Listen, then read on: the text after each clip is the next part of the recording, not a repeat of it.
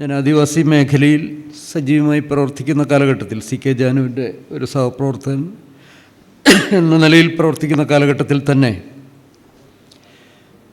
ഞങ്ങൾ തമ്മിൽ പല വിഷയങ്ങളിലും സഹകരിച്ച് പ്രവർത്തിക്കുന്ന ഒരു സാഹചര്യം ഉണ്ടായിട്ടുണ്ട്. എങ്കിലും അദ്ദേഹത്തിൻ്റെ പ്രാതിനിധ്യമുള്ള സമുദായ സംഘടനയുമായി ബന്ധപ്പെട്ട ഒരു വേദിയിൽ ആദ്യമായാണ് എന്നെ ക്ഷണിക്കുന്നത്. ഏതാണ്ട് ഒരു 1.5 മാസക്കാലം മുമ്പ് തിരുവനന്തപുരത്ത് നടന്ന വിദ്യാർത്ഥികളുടെ, നമ്മുടെ SC/ST വിദ്യാർത്ഥികളുടെ ഗ്രാൻഡ് നിഷേധവുമായി ബന്ധപ്പെട്ട വലിയൊരു റാലിയും പ്രതിഷേധ പരിപാടിയും ഇവിടെ നടന്നിരുന്നു. നിരവധി കുട്ടികളിവിടെ നഗരത്തിലെത്തിയിരുന്നു. അത് കേട്ടറിഞ്ഞ് അദ്ദേഹം കൂട്ടുകാരും അവിടെ എത്തുകയുണ്ടായി. അന്നാണ് ഞങ്ങൾ തമ്മിൽ വർഷങ്ങൾക്ക് ശേഷം വീണ്ടും കണ്ടുമുട്ടുന്നത്. എന്തായാലും സൊസൈറ്റിയുടെ ജനറൽ ബോഡിയിലേക്ക് എന്നെ വിളിക്കുമ്പോൾ തന്നെ മറ്റ് ഒരു കാര്യവും ആലോചിക്കാതെ തന്നെ ഞാനതെത്താം എന്നുറപ്പ് നൽകുന്നതിനൊരു കാരണമുണ്ട്. പ്രത്യേകിച്ചും നമ്മൾ അഭിമുഖീകരിക്കുന്ന വലിയൊരു വെല്ലുവിളി നേരിടുന്ന കാലഘട്ടത്തിലൂടെയാണ് കടന്നു പോകുന്നത്. ദേശീയ തലത്തിൽ തന്നെ പട്ടികജാതി പട്ടികവർഗ വിഭാഗങ്ങളുടെ നിലനിൽപ്പ് തന്നെ ചോദ്യം ചെയ്യപ്പെടുന്ന വളരെ അപകടകരമായ ഒരു സ്ഥിതിവിശേഷം ഉണ്ട്. ആ കാര്യത്തെക്കുറിച്ച് പറയാനുള്ളൊരവസരമായി ഈ വേദി ഉപയോഗപ്പെടുത്താം എന്നതുകൊണ്ട് തന്നെയാണ് ഞാൻ പെട്ടെന്ന് ഇതിനെത്താം എന്ന് സമ്മതിക്കുന്നത്. അധ്യക്ഷൻ എന്നുള്ള നിലയിൽ അക്കാര്യം ഇവിടെ സൂചിപ്പിക്കുകയുണ്ടായി. നമ്മൾ നേരിടുന്ന ഒരു ആശങ്കാജനകമായ സാഹചര്യം എന്താണെന്ന്. അത് മറ്റൊന്നുമല്ല, ഒരു ദേശരാഷ്ട്രം എന്നുള്ള നിലയിൽ ഇന്ത്യയുടെ നിലനിൽപ്പിൻ്റെ പോലും അടിസ്ഥാനമെന്ന് പറയാവുന്ന പ്രധാനപ്പെട്ട ഒരു കാര്യം ഈ രാജ്യത്തെ തദ്ദേശീയ ജനവിഭാഗങ്ങളുടെ ഒരൈക്യവും ഐക്യത്തോടു കൂടിയുള്ള അതിൻ്റെ നിലനിൽപ്പുമാണ് അതിൻ്റെ അടിസ്ഥാനമെന്നുള്ളത് നമ്മുടെ പുതിയ തലമുറ നിശ്ചയമായും അറിഞ്ഞിരിക്കേണ്ട കാര്യമാണ്. ഈ രാജ്യത്തെ പട്ടികജാതിക്കാർക്കും പട്ടികവർഗ വിഭാഗക്കാർക്കും നിരവധി പരാധീനതകളും ജീവിത പ്രശ്നങ്ങളുമുണ്ട്. എങ്കിലും നമ്മുടെ ഒരു രാഷ്ട്രമായി കൂട്ടിയിണക്കുന്ന ഒരു ജനത ഈ രാജ്യത്തെ തദ്ദേശീയ ജനവിഭാഗമായ പട്ടികജാതി പട്ടികവർഗക്കാരല്ലാതെ മറ്റാരുമല്ല. അതിൻ്റെ ചരിത്രവും സംസ്കാരവും സമ്പന്നമാണ്. അതിന് വലിയൊരു ബൗദ്ധ പാരമ്പര്യമുണ്ട്. ആ പാരമ്പര്യത്തെല്ലാം തന്നെ അട്ടിമറിച്ച് നമ്മുടെ രാജ്യത്ത് വർണ്ണാശ്രമധർമ്മത്തിൻ്റെയും ചാതുർവർണ്ണ്യത്തിൻ്റേതുമായ ഒരു രീതി നടപ്പാക്കുകയും അടിച്ചേൽപ്പിക്കുകയും ചെയ്തതിൻ്റെ ഫലമായാണ് ഈ രാജ്യത്തിൻ്റെ യഥാർത്ഥ ഉടമകളും അതിൻ്റെ സംസ്കാരത്തിൻ്റെ ഉടമകളും, അല്ലെങ്കിൽ ഈ രാജ്യത്തിൻ്റെ തദ്ദേശീയ സംസ്കാരത്തിൻ്റെ ഉടമകളായ നേറ്റീവ് പീപ്പിൾ എന്ന് വേണേൽ പറയാം, അവരെ ഒരർത്ഥത്തിൽ ചതറിച്ചു കളഞ്ഞത്. എങ്കിലും ഒരു വശത്ത് ബ്രിട്ടീഷ് വിരുദ്ധ സമരം ശക്തിപ്പെടുമ്പോൾ തന്നെ ഈ ജനവിഭാഗത്തിൻ്റെ മറ്റൊരു തിരിച്ചുവരവും കൂടി ഈ രാജ്യത്ത് സജീവമായി ഉണർന്നു വന്നതുകൊണ്ട് മാത്രമാണ് ഇന്ത്യക്കിന്ന് മഹനീയമായൊരു ഭരണഘടനയുള്ളതും ബഹുസ്വരമായ, അല്ലെങ്കിൽ വൈവിധ്യപൂർണമായ ജനതകളെ ഏകോപിപ്പിക്കുക മാത്രമല്ല, ഈ സമൂഹത്തിലെ ഏറ്റവും മർദ്ദിതരായ, ഒപ്രസ്ഡായ, ഏറ്റവും നിസ്സരായ വർഗങ്ങൾക്കുൾപ്പെടെ പ്രതിനിധാനമുള്ള, റെപ്രസെൻറ്റേഷനുള്ള, വെറും റെപ്രസെൻറ്റേഷനല്ല, മറ്റുള്ളവർക്കുള്ള പ്രാതിനിധ്യം പോലെയല്ല, സവിശേഷമായ പ്രാതിനിധ്യമുള്ള ഒരു ജനാധിപത്യ രാഷ്ട്രമായി ഇന്ത്യ മാറുകയും ചെയ്യുന്നത്. ഡോക്ടർ അംബേദ്കർ അതിനെ ഒരു സാമൂഹിക ജനാധിപത്യ സംവിധാനമെന്നാണ് വിശേഷിപ്പിക്കാൻ ആഗ്രഹിച്ചിരുന്നത്. സാമൂഹ്യ ജനാധിപത്യം എന്ന് പറയുമ്പോൾ അതിൻ്റെ അടിസ്ഥാനം പുതിയ തലമുറ നമ്മുടെ വിദ്യാർത്ഥികളെല്ലാം തന്നെ അറിഞ്ഞിരിക്കേണ്ട ഒരു കാര്യമാണ്. ജനാധിപത്യത്തെക്കുറിച്ച് പറയുമ്പോൾ നമ്മൾ യൂറോപ്പിനെയാണ് മാതൃകയായി എടുക്കുക. യൂറോപ്പിലെ നവോത്ഥാനത്തിൻ്റെയും വ്യാവസായിക വിപ്ലവത്തിൻ്റെയൊക്കെ കാലഘട്ടത്തിലൂടെ ഉരുത്തിരിഞ്ഞു വന്ന ജനാധിപത്യങ്ങൾ, ആ ജനാധിപത്യ സംവിധാനത്തിൽ സ്വാതന്ത്ര്യം, സമത്വം, സാഹോദര്യം എന്ന് പറയുന്ന ആദർശങ്ങളെയാണ് പൊതുവിൽ മഹത്വവൽക്കരിക്കാറുള്ളത്. ഒട്ടേറെ തത്വചിന്തകന്മാർ അതിൻ്റെ പിന്നിൽ പ്രവർത്തിച്ചിട്ടുണ്ട്. യൂറോപ്യൻ തത്വചിന്തയിലും രാഷ്ട്രമീമാംസയിലും സ്വാതന്ത്ര്യത്തിനാണ് അടിസ്ഥാനപ്പെട്ടിരുന്നത്, അല്ലെങ്കിൽ ഏറ്റവും പ്രമുഖമായ ഒരു വിഷയമായി അല്ലെങ്കിൽ ആദർശങ്ങൾ എടുത്തിരുന്നത്. ഒരു ജനാധിപത്യ രാഷ്ട്രത്തിൽ വ്യക്തിയുടെ സ്വാതന്ത്ര്യത്തിന്, ആ സ്വാതന്ത്ര്യം കരാർ സ്വാതന്ത്ര്യം എന്നൊക്കെ വിശേഷിപ്പിക്കാറുണ്ട്. പക്ഷേ ഇന്ത്യയിൽ ഇതുപോലെ ഒരു സ്വാതന്ത്ര്യം, സമത്വം, സാഹോദര്യം എന്ന് പറയുന്നൊരു ജനാധിപത്യ വ്യവസ്ഥയുടെ മൂല്യങ്ങളും ആദർശങ്ങളും യഥാർത്ഥത്തിൽ സാധ്യമാവണമെങ്കിൽ ഞാൻ ആദ്യം സൂചിപ്പിച്ച ബ്രാഹ്മണ്യം അല്ലെങ്കിൽ വർണ്ണാശ്രമധർമ്മം, ചാതുർവർണ്ണ്യം വിഭജിതമാക്കി മാറ്റിക്കളഞ്ഞ ഒരു വ്യവസ്ഥയിൽ, അല്ലെങ്കിൽ അസമത്വത്തെ ഒരു തത്വശാസ്ത്രത്തിൻ്റെയും ദൈവചിന്തയുടെയും പേരിൽ അടിച്ചേൽപ്പിക്കുക വഴി അതിനെ ശാശ്വതമാക്കി മാറ്റി, അല്ലെങ്കിൽ ഒരിക്കലും മാറാത്ത ഒന്നാക്കി മാറ്റിക്കഴിഞ്ഞിരുന്നു. അതുകൊണ്ട് ഇന്ത്യയെ സംബന്ധിച്ചിടത്തോളം ഒരു ജനാധിപത്യം, സ്വാതന്ത്ര്യം എന്നത് സാധ്യമാകണമെങ്കിൽ സമത്വം വലിയൊരു വിഷയമാണ്. സമത്വമില്ലാതെ സ്വാതന്ത്ര്യം സാധ്യമല്ല. Without equality there won't be any freedom. അതുപോലെ തന്നെ സമത്വമില്ലാതെ സാഹോദര്യവും ഫ്രറ്റേണിറ്റിയും സാധ്യമല്ല. അതുകൊണ്ട് സമത്വത്തിന് വേണ്ടിയുള്ള വലിയൊരു പോരാട്ടം ഡോക്ടർ അംബേദ്കർ അദ്ദേഹത്തിൻ്റെ വിദ്യാഭ്യാസ കാലഘട്ടം കഴിഞ്ഞ് യൂറോപ്പിൽ നിന്ന് ഇന്ത്യയിൽ തിരിച്ചു വന്ന കാലഘട്ടം മുതൽ, പ്രത്യേകിച്ച് 1920 മുതൽ നടത്തിയിരുന്ന മുഴുവൻ പോരാട്ടങ്ങളും സമത്വത്തിന് വേണ്ടിയുള്ളതായിരുന്നു. വലിയൊരു ചരിത്രം തന്നെയുണ്ട്. ആ സമത്വത്തിന് വേണ്ടിയുള്ള പോരാട്ടത്തിൻ്റെ ഭാഗമായാണ് ഇന്ത്യയിൽ ഒരു സാമൂഹ്യ ജനാധിപത്യം കെട്ടിപ്പടുക്കുന്നത്. അതുകൊണ്ട് തന്നെ നമ്മുടെ ഭരണവ്യവസ്ഥയിൽ, പ്രത്യേകിച്ചും ഭരണഘടനയുടെ മൗലികാവകാശത്തിൽ, അത് പലരും വിചാരിക്കുന്ന പോലെ യൂറോപ്പിൽ നിന്നും അമേരിക്കൻ ജനാധിപത്യത്തിൻ്റെ ഭരണഘടനയൊന്നും കടമെടുത്തതല്ല. നിശ്ചയമായും അമേരിക്കയിൽ, യുണൈറ്റഡ് സ്റ്റേറ്റ്സിൽ കറുത്തവർഗക്കാർ നടത്തിയിരുന്ന പോരാട്ടമെല്ലാം തന്നെ അതിന് മാതൃകയാണ്. അവിടെയും ജനാധിപത്യത്തിൻ്റെ വലിയൊരു ഗുണം അബ്രഹാം ലിങ്കൻ്റെയും അതുപോലുള്ള വലിയ വലിയ ദേശീയ പൈതൃകങ്ങളുടെയും ഭാഗമായി നടത്തിയ പോരാട്ടത്തിൻ്റെ ഭാഗമായി കറുത്തവർഗക്കാർക്ക്, അല്ലെങ്കിൽ അതുപോലെ മാറ്റി നിർത്തപ്പെട്ടവരെ ഉൾക്കൊള്ളുന്ന ഒരു ജനാധിപത്യം സംഘടിപ്പിച്ചു എന്നുള്ളതുകൊണ്ട് തന്നെയാണ്. ഇന്ത്യയെ സംബന്ധിച്ചിടത്തോളം സംവരണത്തിൻ്റെ ചരിത്രം എന്ന് പറയുന്നത് തന്നെ, അത് നമ്മുടെ ആർട്ടിക്കിൾ 13, 14, 15, 16 തന്നെ മൗലികാവകാശത്തിൻ്റെ ഭാഗമാണ്.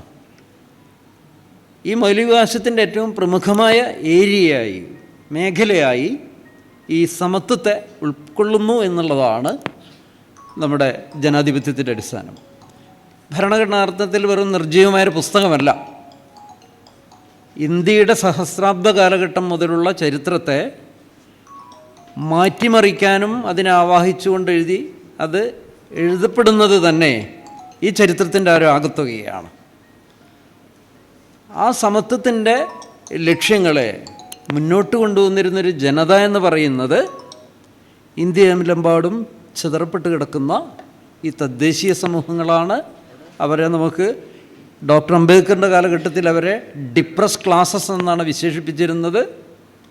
പിന്നീടത് 1935 ഒന്നാം ഇന്ത്യ ഭരണഘടനയ്ക്ക് ശേഷവും 46, 47 കാലഘട്ടത്തിൽ കോൺസ്റ്റിറ്റ്യൂൻ്റ് അസംബ്ലി ഡിബേറ്റിൻ്റെ കാലഘട്ടത്തിലും നാം പട്ടികജാതി പട്ടികവർഗ വിഭാഗങ്ങൾ എന്ന് കണക്കാക്കി വരുന്നു. ഞാൻ ഇത്രയും ചരിത്രം പരാമർശിച്ചത്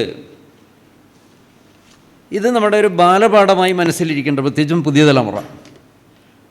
ആ ഒരു ജനത എന്നുള്ള നിലയിൽ നിർവചിക്കപ്പെടുന്നതിൽ വലിയ അർത്ഥതലങ്ങളുണ്ട്. അതില്ലാത്തിടത്തോളം ഞാനീ പറയുന്ന ഒരു ജനാധിപത്യ വ്യവസ്ഥ പോലും ഇന്ത്യൻ രാഷ്ട്രത്തിന് നിലനിൽക്കുക സാധ്യമല്ല. അങ്ങനെ നമുക്ക് ഇങ്ങനെ ഒരു ജനതയാണ് നമ്മൾ എന്നുള്ള നിലയിൽ അംഗീകരിക്കപ്പെടുന്നതിന് വലിയൊരു യുദ്ധമുണ്ട്, പോരാട്ടത്തിൻ്റെ ചരിത്രമുണ്ട്.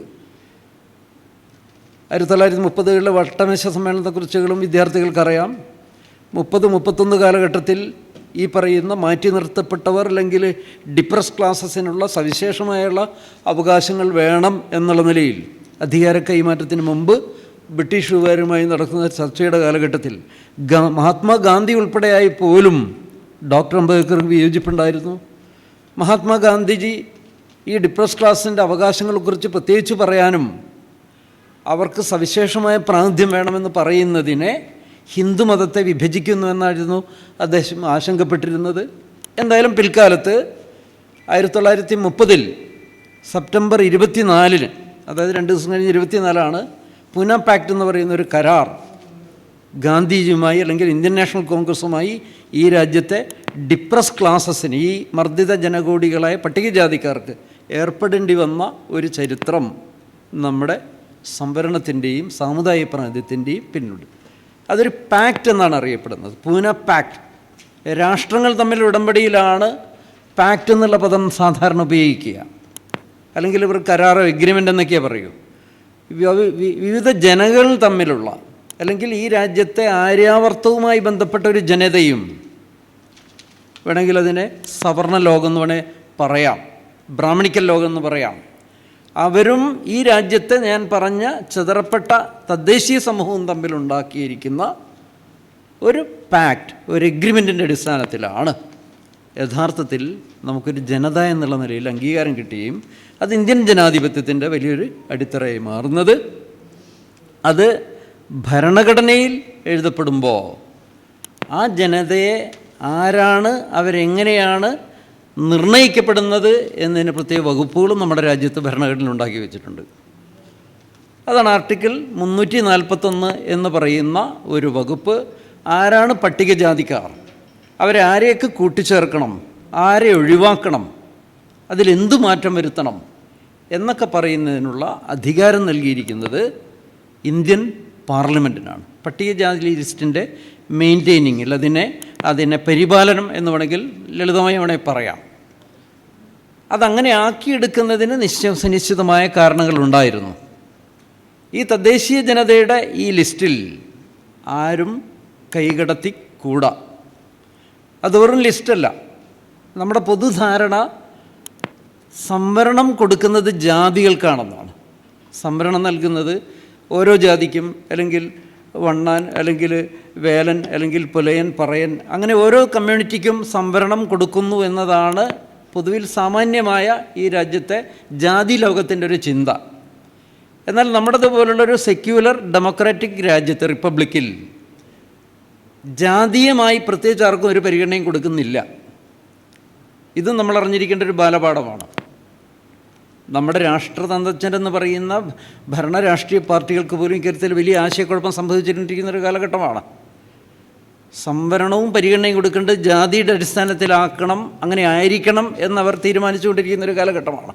പക്ഷെ നമ്മുടെ ഭരണഘടനയിൽ ജാതികൾക്ക് ഉപജാതികൾക്ക് പ്രത്യേകിച്ച് അങ്ങനെ സംവരണമൊന്നുമില്ല, ഒരു പരീക്ഷയുമില്ല.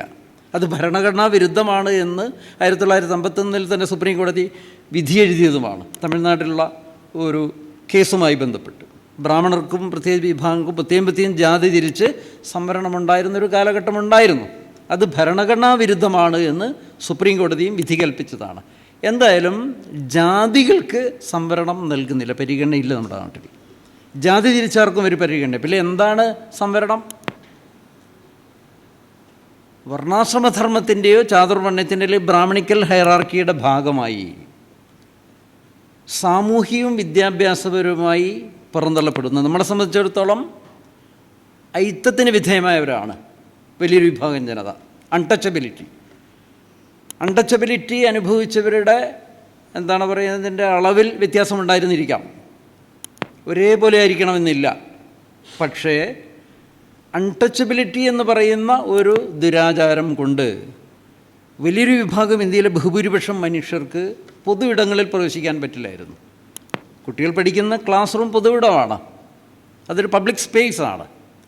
ആ പബ്ലിക് സ്പേസിലേക്ക് കടത്തിക്കൊണ്ടുവരണമെങ്കിൽ മഹാത്മാ അയ്യങ്കാളിക്ക് പഞ്ചമി എന്ന് പറയുന്ന കുട്ടിയുമായി വലിയൊരു പോരാട്ടം നടത്തി അവിടെ എത്തേണ്ടി വന്നു.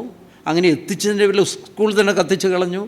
അതൊരു മഹാവിപ്ലവമായി തിരുവിതാംകൂറിലും കടക്കുന്ന കാര്യങ്ങളൊക്കെ നമുക്കറിയാം. 1913-14 കാലഘട്ടം മുതൽ നീണ്ടുനിന്ന വലിയൊരു വർഷങ്ങളോളം നീണ്ടുനിന്ന ഒരു യുദ്ധമായി മാറുന്നുണ്ട്.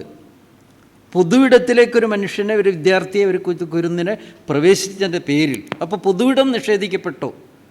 എത്ര തീണ്ടാപ്പാടകലെ നിൽക്കണം എന്ന് പോലും കേരളം പോലുള്ള ഈ കൊച്ചു കേരളത്തിലുണ്ടായിരുന്ന വ്യവസ്ഥകളുണ്ടായിരുന്നു. തൊട്ടുകൂടായ്മ തീണ്ടിക്കൂടായ്മ എന്ന് പറയുന്ന വ്യവസ്ഥ കൊണ്ട് ഇന്ത്യയുടെ വൈവിധ്യമാർന്ന പ്രദേശങ്ങളിൽ മഹാഭൂരിപക്ഷം മാറ്റി നിർത്തപ്പെട്ടിരുന്നു. അൺടച്ചബിലിറ്റി.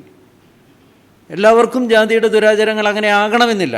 മറ്റ് പിന്നോക്ക വിഭാഗങ്ങൾക്ക് അൺടച്ചബിലിറ്റിയുടെ രൂപങ്ങൾ വേറെ രൂപത്തിലായിരുന്നു, ജാതിയുമായുള്ള അവഹേളനങ്ങളോ അല്ലെങ്കിൽ മാറ്റി നിർത്തപ്പെടൽ. എന്തായാലും പഴയ കാലഘട്ടത്തിലുള്ള പഞ്ചമർ എന്ന് പറയുന്ന വിഭാഗങ്ങൾ അൺടച്ചബിലിറ്റിയുടെ പേരിൽ ആരെല്ലാം മാറ്റി നിർത്തപ്പെട്ടിരുന്നുവോ അതിൽ ചെറിയൊരു വേരിയേഷൻസ് ഉണ്ടാകാം. ചില കമ്മ്യൂണിറ്റികൾക്ക് ഉള്ളത്രയും ഭീകരമായിരിക്കില്ല മറ്റു കമ്മ്യൂണിറ്റികൾക്ക്. ഇപ്പോൾ ചില കമ്മ്യൂണിറ്റികൾ പൂർണ്ണമായും അഗ്രസ്റ്റിക് സ്ലേവ്സ് ആയിരുന്നു, കാർഷിക അടിയാളരായിരുന്നു, ഭൂമിയോടൊപ്പം മാറ്റി നിർത്തപ്പെട്ടു. വെറും മാറ്റി നിർത്തപ്പെട്ടവരാ, കെട്ടിയിട്ടവർ. ഇപ്പോൾ വയനാട്ടിൽ ഒരു ചരിത്രകാരൻ്റെ പുസ്തകത്തിൽ മാവേലി മന്ത്രം എന്ന് പറയുന്നൊരു പുസ്തകത്തെക്കുറിച്ച് കേട്ടിട്ടുണ്ട്, BK ബീബിയുടെ.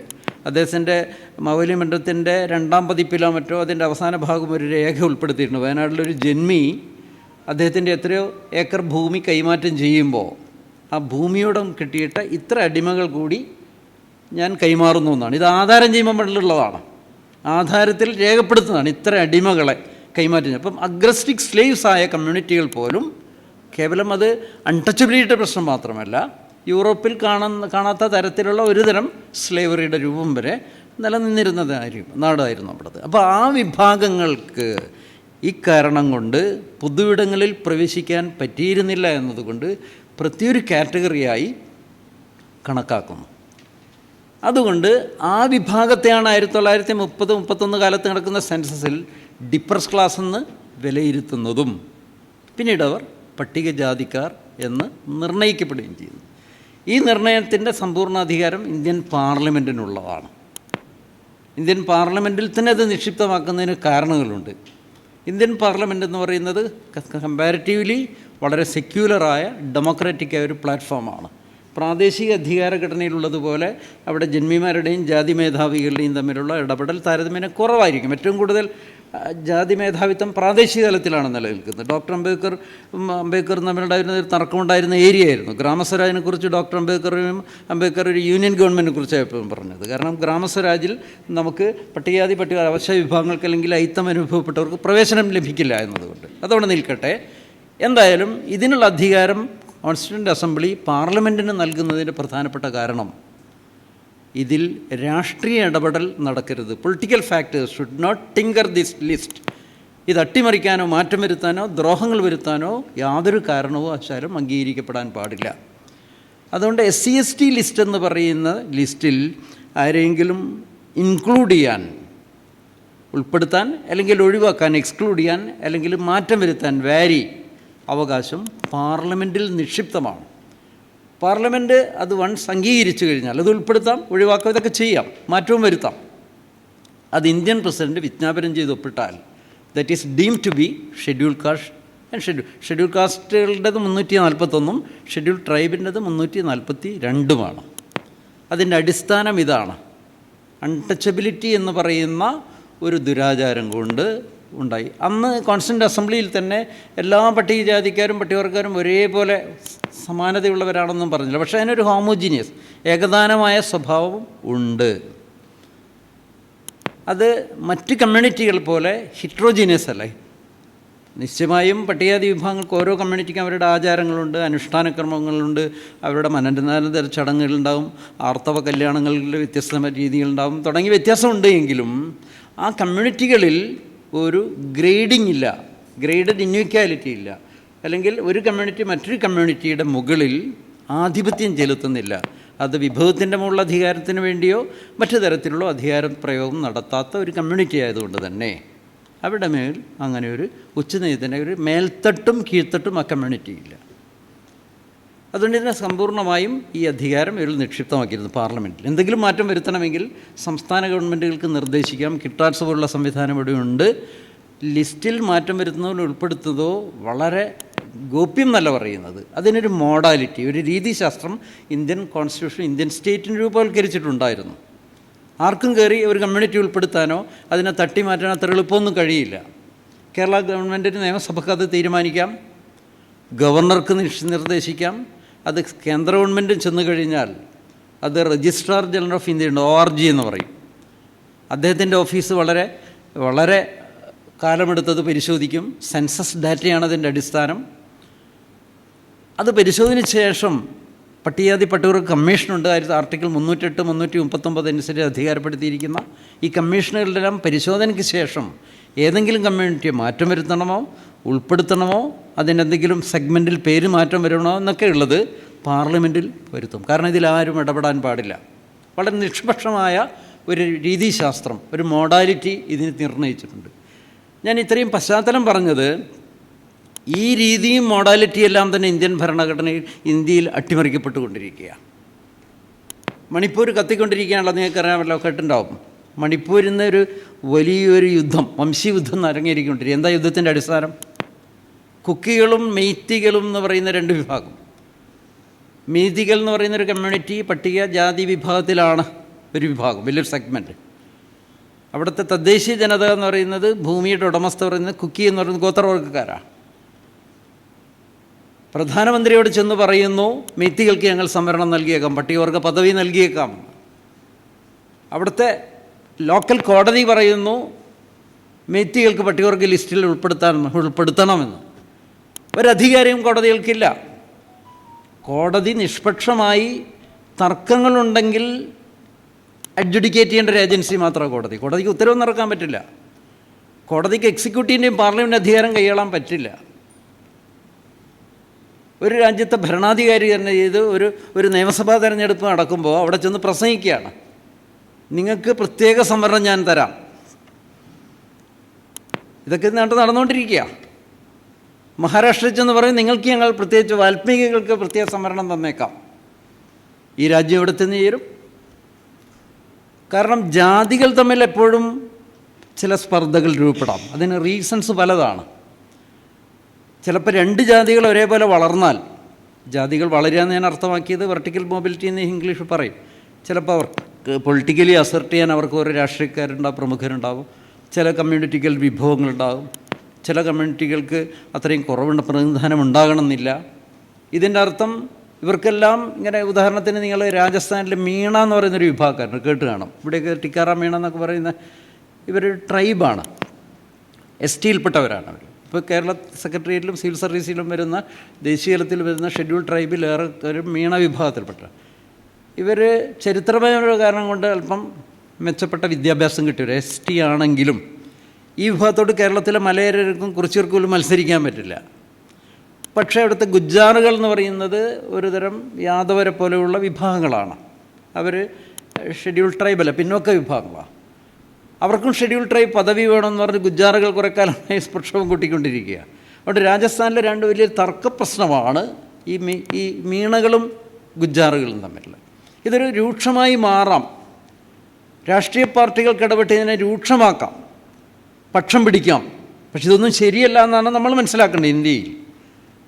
പക്ഷെ ഇതൊക്കെ രാജ്യത്ത് നടന്നുകൊണ്ടിരിക്കുന്നു. ചുരുക്കത്തിൽ ഇന്ത്യൻ രാഷ്ട്രീയത്തിൽ വലിയ ഭൂരിപക്ഷം ന്യൂനപക്ഷത്തെ വിഭജിക്കാനോ ജനങ്ങളെ തമ്മിൽ പിടിപ്പിച്ചുകൊണ്ട് പലപ്പോഴും ഭരണാധികാരികൾ കൈകാര്യം ചെയ്യുന്ന ഒരു അപകടകരമായ സ്ഥിതിയിൽ ഇന്ത്യയിൽ എത്തിച്ചേർന്നിട്ടുണ്ട്.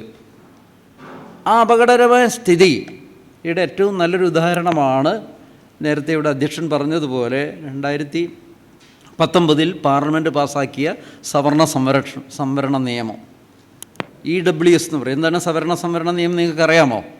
പട്ടികജാതിക്കാർക്കും പട്ടികവർഗ വിഭാഗക്കും OBC വിഭാഗങ്ങൾക്കും സംവരണം നൽകുന്നതിന് കൃത്യമായുള്ള ഭരണഘടനാ മാനദണ്ഡമുണ്ട്. ആ ഭരണഘടനാ മാനദണ്ഡം എന്ന് പറയുന്നത് ആർട്ടിക്കിൾ 46 അനുസരിച്ച്, ഡയറക്റ്റീവ് പ്രിൻസിപ്പിൾ അനുസരിച്ച് സ്റ്റേറ്റിന് ചില കാര്യങ്ങൾ ചുമതലപ്പെടുത്തുന്നുണ്ട്. ഏതെങ്കിലും വിഭാഗം സാമൂഹികവും വിദ്യാഭ്യാസപരവും പിന്നോക്കം നിൽക്കുന്നുണ്ടെങ്കിൽ പട്ടികജാതി പട്ടികവർഗ വിഭാഗങ്ങൾ പ്രത്യേകിച്ചും അവർക്ക് പരിരക്ഷ നൽകാനുള്ള ഉത്തരവാദിത്വം സ്റ്റേറ്റിനാണ്. എങ്ങനെ പരിരക്ഷ നൽകണം എന്നുള്ളതാണ് നമ്മുടെ ഫണ്ടമെൻ്റൽ റൈറ്റായ ആർട്ടിക്കിൾ 14 ഒരു എക്സ്റ്റൻഷനായി ആർട്ടിക്കിൾ 15-ലും 16-ലും വിദ്യാഭ്യാസ മേഖലയിലും തൊഴിലും സംവരണം നൽകുന്നത്. 15-14 അനുസരിച്ച് വിദ്യാഭ്യാസ മേഖലയിൽ സംവരണം നൽകാനും മതിയായ പ്രാതിനിധ്യമില്ലാത്ത വർഗ്ഗക്കാർക്ക് 16-4 അനുസരിച്ച് സംവരണം നൽകും. തൊഴിൽ, അതാണ് നമുക്ക് കിട്ടുന്ന സംവരണം. ഇത് ചരിത്രപരമായി ഈ പറയുന്ന സാമൂഹികവും വിദ്യാഭ്യാസപരമായി പിന്നോക്കം നിൽക്കുന്നവർക്ക് മാത്രമുള്ളതാണ്. Especially scheduled caste and scheduled tribes എന്ന് ഭരണഘടനയിൽ പറഞ്ഞിട്ടുണ്ട്. ആർട്ടിക്കിൾ 46 എന്ന് പറയുന്ന ഒരു ഡയറക്റ്റീവ് പ്രിൻസിപ്പിളാണ്, സ്റ്റേറ്റിന് കൊടുക്കുന്ന നിർദ്ദേശക തത്വങ്ങളിലുള്ളതാണ്. അതിൽ വീക്കർ എന്ന് പറയുന്നൊരു പ്രയോഗമുണ്ട്. വീക്കർ, വെറും വീക്കറല്ല, ദുർബലമാക്കപ്പെട്ടവർ. വീക്കർ എന്ന് പറഞ്ഞാൽ അതിൻ്റെ അർത്ഥം സാമ്പത്തികമായി പിന്നോക്കം നിൽക്കുന്ന എല്ലാവരും എന്നല്ല അർത്ഥം. കൃത്യമായും ആ 46 എന്ന് പറയുന്ന അനുച്ഛേദത്തിൽ എടുത്തു പറയുന്നുണ്ട്, especially scheduled caste and scheduled tribes who are subjected to injustice, social injustice, അങ്ങനെ തന്നെയാണ് പറയുന്നത്. സാമൂഹികമായ തിന്മകൾക്ക് വിധേയമാക്കപ്പെട്ടവർ, പ്രത്യേകിച്ചും പട്ടികജാതിപ്പെട്ടവർക്കെന്ന് പറഞ്ഞാൽ അർത്ഥമാക്കുന്നത് ഇന്ത്യയിലെ സാമൂഹികമായ ദുരാചാരവും പിന്നോക്കാവസ്ഥയും നേരിട്ടത് പട്ടികജാതിപ്പെട്ടവർക്ക് OBC വിഭാഗങ്ങളാണ്. അതുകൊണ്ട് വീക്കറായവരാണ്. പക്ഷേ ഈ വീക്കർ എന്ന് പറയുന്ന പദം ഉപയോഗിച്ച് സമ്പന്നരായ സവർണർക്ക് സംവരണം കൊടുത്തു എന്നുള്ളതാണ് EWS എന്ന് പറഞ്ഞാൽ ആർട്ടിക്കിൾ 46 അട്ടിമറിച്ചു. അവർക്ക് വേണ്ടി ഒരു 10% കൊടുക്കണം എന്നുള്ളത്. അതാണ് അധ്യക്ഷനോട് പറഞ്ഞത്. അവർക്ക് നൽകിയിരിക്കുന്ന ദാരിദ്ര്യത്തിൻ്റെ അളവ് പോലെ എത്രയാണെന്നറിയാമോ? 8.5 ലക്ഷം രൂപ വാർഷിക വരുമാനമുള്ള സവർണൻ, ഗ്രാമങ്ങളിൽ 5 ഏക്കർ ഭൂമിയുള്ളവനും ദരിദ്രൻ. ഇതാണ് അതിനുള്ള മാനദണ്ഡം. കോടതിക്കും പാർലമെൻറ്റിനും പറ്റിയ വലിയ തെറ്റാണിത്. ജാതി വോട്ടുകൾ നഷ്ടപ്പെടുമെന്നുള്ളതുകൊണ്ട് കോൺഗ്രസ്സുകാരുൾപ്പെടെ അതിനെ എതിർത്തില്ല. ആകെ 3 MP എതിർക്കാനുണ്ടായിരുന്നുള്ളൂ. ചുരുക്കത്തിൽ സംവരണത്തിൻ്റെ അടിസ്ഥാന തത്വം തന്നെ അട്ടിമറിക്കുകയും ഒരു പ്രത്യേക ജാതിക്ക് മാത്രം, സവർണ ദരിദ്രർക്ക് മാത്രം 10% മാറ്റിവെക്കുന്നതോടുകൂടി തന്നെ ഇന്ത്യയിൽ ഈ പറയുന്ന സംവരണത്തിൻ്റെ മൗലികമായ തത്വം 2019 അട്ടിമറിക്കപ്പെട്ടിരിക്കുന്നു. ഇന്ന് ആ തത്വം ഉപയോഗിച്ച് സവർണ വിഭാഗങ്ങളിലുള്ള സവർണ ദരിദ്രർ എന്ന് പറയുന്നതിൻ്റെ ഒരു അർത്ഥം നിങ്ങൾ മനസ്സിലാക്കണം. ഇപ്പം നമ്മുടെ പിള്ളേർക്ക് പട്ടികജാതിപ്പെട്ട വിദ്യാർത്ഥികൾക്ക് ഗ്രാൻഡ് കിട്ടുന്നതിന് വരുമാന പരിധി നിശ്ചയിച്ചിട്ടുണ്ട്. ഒരു പാർലമെൻറ്റും ചർച്ച ചെയ്തിട്ടില്ല. നീതി ആയോഗ് പറഞ്ഞു എന്നുള്ളതിൻ്റെ പേരിൽ 2020 ഇറക്കിയ ഒരു ഗൈഡ് ലൈൻ, PMSS എന്ന് പറയും, പോസ്റ്റ് മെട്രിക് സ്കോളർഷിപ്പ് കൊടുക്കുന്നതിനുണ്ടായിരിക്കുന്ന ഒരു ഗൈഡ് ലൈൻ പേപ്പറാണ്. അതിലവരിപ്പോൾ അടിച്ചേൽപ്പിച്ചിരിക്കുന്ന വരുമാന പരിധി 2.5 ലക്ഷമാണ്. 2.5 ലക്ഷത്തിൽ കുറവുള്ളവർക്ക് മാത്രമേ SC/ST കുട്ടികൾക്ക് ഗ്രാൻഡ് കൊടുക്കാൻ പാടുള്ളൂ, വിദ്യാഭ്യാസ ഗ്രാൻഡുകൾ. നമുക്കറിയാം, ഇന്ന് ഗ്രാമീണ തൊഴിലുറപ്പ് ചെയ്യുന്നവർക്ക് ഉൾപ്പെടെ ഒരു വർഷം കണക്കാക്കുമ്പോൾ 1 ലക്ഷത്തിന് മുകളിൽ വരും. ഏത് ചുമട്ട് തൊഴിലാളിക്കും 2 ലക്ഷത്തിൽ കൂടുതൽ വാർഷിക വരുമാനം വരും. കാരണം അത്രത്തോളം മിനിമം വേസിൽ നമ്മുടെ കേരളം മുന്നിലാണ്. 1200-ൽ കുറഞ്ഞ മിനിമം വേസ് ആർക്കും ഇല്ലേ എന്ന് അത് പോരാടിയിട്ടുണ്ടാക്കിയതാണ്. അതുകൊണ്ട് 2 ലക്ഷം വാർഷിക വരുമാന പരിധി എന്ന് പറഞ്ഞാൽ നമ്മുടെ നാട്ടിലെ ഏതെങ്കിലും ഒരു ആൾ, ഒരു പാവപ്പെട്ട കുടുംബത്തിലെ അല്ലെങ്കിൽ സാമുദായിക പിന്നോക്കം നിൽക്കുന്ന ഒരു പട്ടികജാതിയിൽപ്പെട്ട ഒരാൾ ഒരു പ്യൂൺ ജോലി ഉണ്ടെങ്കിൽ അയാളുടെ മോനും മകൾക്കോ സംവരണം കിട്ടും. എൻ്റെ അനുഭവത്തിൽ 2 കുട്ടികൾക്ക് നിഷേധിച്ചിട്ടുണ്ട്. ഇവിടെ ഇവിടുത്തെ ഫയർഫോഴ്സിലുണ്ടായിരുന്ന സുരേഷ് എന്ന് പറയുന്ന ആൾ പ്യൂണായിരുന്നു അവിടെ. പിന്നീട് അയാൾക്ക് ചെറിയ പ്രൊമോഷൻ കിട്ടി. അയാളുടെ മകൻ ജഗന് ഡിഗ്രിക്ക്, അയാളുടെ BBA പഠിക്കുന്ന കുട്ടിക്ക് സംവരണം നിഷേധിക്കപ്പെട്ടു, ഗ്രാൻഡ് നിഷേധിക്കപ്പെട്ടു. ഒരു പ്യൂണായതുകൊണ്ട് ഒന്ന് ആലോചിച്ച് നോക്കണം. അപ്പോൾ ഇത്തരം വ്യവസ്ഥകൾ കർശനമായി നടപ്പാക്കും. ആദ്യം SC/ST കുട്ടികളുടെ ഗ്രാൻഡ് കഴിഞ്ഞ് 2.5-3 വർഷമായി നമ്മുടെ കുട്ടികൾക്കൊന്നും ഗ്രാൻഡ് കിട്ടുന്നില്ല. അതുകൊണ്ട് കേട്ടെ, ഞാനതിൻ്റെ വിശദാംശത്തിലേക്ക് പോകുന്നില്ല. പക്ഷേ ഇത്തരത്തിലുള്ള അന്യായങ്ങൾ നടത്തുന്നത് ഈ രാജ്യത്തെ ഭരണാധികാരികളും കോടതികളും ഉൾപ്പെടെ ഈ തരത്തിൽ അതിക്രമത്തിലേക്ക് കടന്നുകൊണ്ടിരിക്കുന്നൊരു കാലഘട്ടമാണ്. അങ്ങനെ ഒരു അതിക്രമം 2019 പാർലമെൻറ്റ് പാസ്സാക്കിയ നിയമത്തിന് പിന്നീട് സുപ്രീം കോടതി അംഗീകാരം നൽകി EWS. അതിൻ്റെ പിന്നാലെ ആണ് ഇപ്പോൾ ഓഗസ്റ്റ് 1 സുപ്രീം കോടതിയുടെ ഒരു 7-അംഗ ബെഞ്ച് അപകടകരമായ ഒരു വിധി പ്രസ്താവം പുറപ്പെടുവിച്ചിരിക്കുന്നത്. ആ വിധി പ്രസ്താവം എന്ന് പറഞ്ഞാൽ ഇന്ത്യയിൽ പല കാരണങ്ങൾ കൊണ്ടും പല സ്റ്റേറ്റിലും പല കമ്മ്യൂണിറ്റികൾക്കും അതിപിന്നോക്കമാണ് എന്നുള്ളൊരു വസ്തുതയാണ്. അതിന് നമ്മളാരുമല്ല ഉത്തരവാദി. ഏതാണ്ട് കോൺസ്റ്റിറ്റ്യൂൻ്റ് അസംബ്ലി ഡിബേറ്റിൻ്റെ കാലഘട്ടത്തിൽ തന്നെ പട്ടികജാതി ലിസ്റ്റിലുള്ള പല കമ്മ്യൂണിറ്റികളും സാമൂഹികമായി ഏറെ പിന്നോക്കമായിരുന്നു. ചില കമ്മ്യൂണിറ്റികൾ പോരാടി വിദ്യാഭ്യാസം അച്ചീവ് ചെയ്തു, അവരുടെ കുട്ടികൾ കുറച്ച് മെച്ചപ്പെട്ട വിദ്യാഭ്യാസം കിട്ടി എന്നുള്ളതാകുമ്പോൾ തന്നെ കേരളത്തിലെ പല കമ്മ്യൂണിറ്റികളും അതിപിന്നോക്കമായിരുന്നു. ആ അതിപിന്നോക്കാവസ്ഥയിൽ നിന്ന് ഇവരുടെ മുന്നോട്ട് കൊണ്ടുവരേണ്ട ഉത്തരവാദിത്വം ആരുടേതായിരുന്നു എന്ന് ചോദിക്കുമ്പോൾ അത് ഈ രാജ്യത്തെ സർക്കാരുകൾ നിറവേറ്റിയില്ല. ഉദാഹരണത്തിന് വേഡർ കമ്മ്യൂണിറ്റി, ഇവിടെയുള്ള കൊച്ചി തിരുവനന്തപുരം ഒക്കെയുള്ള വേഡർ, പാലക്കാട് ജില്ലയിലൊക്കെയുള്ള അരുന്ധതി എന്ന് പറയും, പഴയകാല തോട്ടിപ്പണികളൊക്കെ ചെയ്തുകൊണ്ടിരുന്ന കമ്മ്യൂണിറ്റികൾ, അതുപോലെ നായാടി, കള്ളാടി തുടങ്ങിയ കമ്മ്യൂണിറ്റികൾ. ഷെഡ്യൂൾ ട്രൈബിൽ പണിയാടിയ, കാട്ടുനായ്ക്ക, ചോലനായ്ക്ക എന്നൊക്കെ പറഞ്ഞ് ചോലനായ്ക്കർ ഇപ്പോഴും ഗുഹാവാസികളാണ്. ഇപ്പോഴും കണ്ടല്ലോ, ഈ ഉരുൾപൊട്ടലുണ്ടായിരുന്നപ്പം 2 ഫോറസ്റ്റ് ഉദ്യോഗസ്ഥർ പോയി കാട്ടിൽ നിന്നൊരു കുട്ടിയെ എടുത്ത് രക്ഷിച്ചു കൊണ്ടുവരുന്നവർ ചോലനായ്ക്കർ, എനിക്ക് നന്നായിട്ട് പേഴ്സണലി അറിയാവുന്നവരാണ്. അവരുടെ ജീവിതത്തിനുള്ള ഉന്നമനം ഉണ്ടാക്കിയെടുക്കാൻ വേണ്ടി ഞാൻ ഉൾപ്പെടെ സി കെ ജാനുമൊക്കെ തന്നെ നിരവധി പോരാട്ടങ്ങൾ നിങ്ങൾക്ക് നടത്തിയത് അറിയാമല്ലോ. അത് ഇവരാരും ഉന്നമനം ഉണ്ടായിക്കില്ല. കേരളത്തിലെ 80% ഗോത്രവർക്കാരും ഭൂമിയില്ലാത്ത കോളനികളാണ്. കേരളത്തിൽ പട്ടികവർഗ വിഭാഗങ്ങൾ തന്നെ 28,000 കോളനികളുണ്ട്. ആരാണ്? നമ്മളാണോ കോളനി സൃഷ്ടിച്ചിരിക്കുന്നത്? ഈ ചേരികളും കോളനികളും ഉൾപ്പെടെ കേരളത്തിൽ 50,000-ഓളമുണ്ട്. തോട്ടം മേഖലയിലെ ലയങ്ങൾ, പട്ടികജാതി കോളനികൾ, ലക്ഷം വീട് കോളനികൾ, ചേരികൾ തുടങ്ങി അതിങ്ങനെ നിരന്തരം പുനരുജ്ജീവിപ്പിച്ചുകൊണ്ടിരിക്കുകയാണ് ഇവർ. കോളനികൾ ഇവർ നിർമ്മിച്ചുകൊണ്ടിരിക്കുന്നു. നമ്മൾ ഭൂമി ചോദിക്കുമ്പോൾ അവരെ വെടിവെച്ച് കൊല്ലും. മുത്തങ്ങലൊക്കെ ഉണ്ടായിരുന്നതാണ്. ഇനി ഇവർക്ക് വിദ്യാഭ്യാസം വേണമെന്ന് പറയുമ്പം ഗ്രാൻഡ് നിഷേധിക്കും. ഈ പറയുന്ന ദുർബലമായ കമ്മ്യൂണിറ്റികൾക്ക് ഒരു പാക്കേജും ഈ രാജ്യത്തുണ്ടായിട്ടില്ല. ജോയ് എന്ന് പറയുന്ന ചെറുപ്പക്കാരൻ മുങ്ങി മരിച്ചല്ലോ. എങ്ങനെയാണ് ഒരു പ്രത്യേക കമ്മ്യൂണിറ്റി മാത്രം ഈ പണിയെടുക്കാൻ നിർബന്ധിതമാകുന്നത്? Manual scavenging. പഴയകാല തൊട്ടി സമ്പ്രദായത്തിൻ്റെ പുനരുജ്ജീവനത്തിനാണ് രാജ്യമെമ്പാടും കണ്ടുകൊണ്ടിരിക്കുന്നത്. ഇന്ത്യയിൽ മാക്സാസ് അവാർഡ് കിട്ടിയ ബേസ്വാഡ വിൽസൺ എന്ന് പറയുന്നത് മഹാരാഷ്ട്രയിലെ മാനുവൽ സ്കാവെഞ്ചിങ് വർക്ക് ചെയ്യുന്ന ഒരു തൊഴിലാളി കുടുംബത്തിൽ നിന്ന് വന്ന ഒരാൾ. അയാൾക്ക് മാക്സാസ് അവാർഡ് സർവ്വദേശീയ തലത്തിൽ കൊടുത്തെങ്കിലും ഈ മാനുവൽ സ്കാവെഞ്ചിങ് ചെയ്യുന്ന കമ്മ്യൂണിറ്റികളുടെ ജീവിതാവസ്ഥ അന്നും ഇന്നും ഒരു മാറ്റമില്ല. ഒരു പൈസ ഇവർക്ക് വേണ്ടി സർക്കാർ ചിലവഴിക്കില്ല. എനിക്കറിയാം, കഴിഞ്ഞ 20 വർഷമായി യൂണിയൻ ഗവൺമെൻറ് ബഡ്ജറ്റിലെല്ലാം തന്നെ SMS ചെറുകിട വികസനത്തിന് വേണ്ടി, വ്യവസായ വികസനത്തിന് വേണ്ടി ഒരു 15 കോടിയൊക്കെ മാറ്റി. ഇപ്പോൾ നീതി ആയോഗിന് അത് എടുത്തു കളഞ്ഞു. ഈ കമ്മ്യൂണിറ്റിക്ക് കൊടുക്കാൻ വേണ്ടി ഒന്നും ചെയ്യില്ല ഇവർ. അങ്ങനെ ഈ കമ്മ്യൂണിറ്റികൾക്കുള്ള സവിശേഷമായിട്ടുള്ള പ്രാതിനിധ്യത്തിന് വേണ്ടി, അല്ലെങ്കിൽ അവർക്ക് വിദ്യാഭ്യാസപരമായി മുന്നോട്ട് വരാൻ വേണ്ടി ഒരു ഗവൺമെൻറ്റും ഒന്നും ചെയ്യാറില്ല. ഞാനിപ്പോൾ ഈ കീമിൻ്റെ എല്ലാം തന്നെ വിഷയങ്ങൾ 2008-9 മുതൽ ഇടപെടുന്ന ഒരാളാണ്. അത് 2009 പട്ടിക വിഭാഗത്തിൽ നിന്ന് കീം MBBS ആ സ്ട്രീമിൽ വരുന്ന ഒരു കുട്ടി കടന്നു വരുന്നത്. വളരെ അടുത്ത കാലത്ത് മാത്രമാണ് പാലാ ബ്രില്യൻസിൻ്റെ ഒരു സ്പെഷ്യൽ ബാച്ച് ആ വിഭാഗം കുട്ടികൾക്ക് 100 കുട്ടികൾക്ക് പരിശീലനം കൊടുക്കുന്നതുകൊണ്ട് മാത്രമാണ് ആ കുട്ടികൾ ആ സ്ട്രീമിലേക്ക് കയറി വരുന്നത്. കാരണം ഏതെങ്കിലും കുട്ടികൾക്ക് അവസരം നിഷേധിക്കപ്പെടുന്നതിന് കാരണം അതിപിന്നോക്കം നിൽക്കും. പട്ടികജാതിയിലുള്ള മറ്റുള്ളവരല്ലല്ലോ. പട്ടികജാതി വിഭാഗത്തിലെ ഇപ്പോൾ സംവരണം കിട്ടി മുന്നോട്ട് വന്നിരിക്കുന്ന ആളുകളാണ് ഇതിന് ഉത്തരവാദികൾ എന്നുള്ള ഒരു നിലയിൽ ഇന്ത്യയിലെമ്പാടും വലിയൊരു പ്രചരണം നടത്തുകയും അതുകൊണ്ട് ഈ പറയുന്ന അതിപിന്നോക്കം നിൽക്കുന്ന വിഭാഗങ്ങളെ ക്ലാസ് തിരിച്ച്, ജാതി തിരിച്ച് പ്രത്യേക സംവരണം കൊടുക്കണമെന്നാണ് സുപ്രീം കോടതി പറഞ്ഞിരിക്കുന്നത്. ഇത് കേവലം സുപ്രീം കോടതി പറഞ്ഞതല്ല.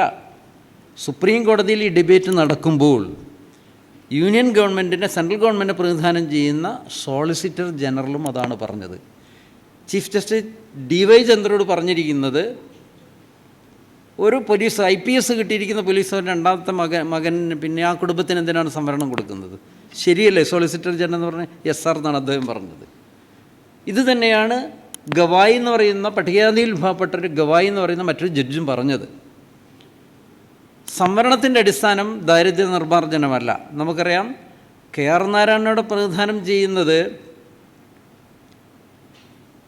അദ്ദേഹം, അത് ലോകം ശ്രദ്ധിക്കപ്പെടുന്നത് അദ്ദേഹം പ്രസിഡൻ്റായതുകൊണ്ട് മാത്രമല്ല, ആ പദവിയിലേക്കൊരു പട്ടികജാതിക്കാരൻ വന്നു എന്നതുകൊണ്ടാണ്. ഒരാളുടെ ധാരാളം സമ്പത്തുള്ളത് കൊണ്ട് മാത്രം അയാൾ ഭരണതലത്തിൽ പ്രതിനിധാനം ചെയ്യപ്പെടില്ല. ഒരാൾ വ്യാപാരിയായിരിക്കാം, ഒരു വ്യവസായിയായിരിക്കാം. പണമുള്ളത് കൊണ്ട് മാത്രം ആർക്കും സാമൂഹ്യ രാഷ്ട്രീയ വ്യവസ്ഥയിൽ പ്രതിനിധാനം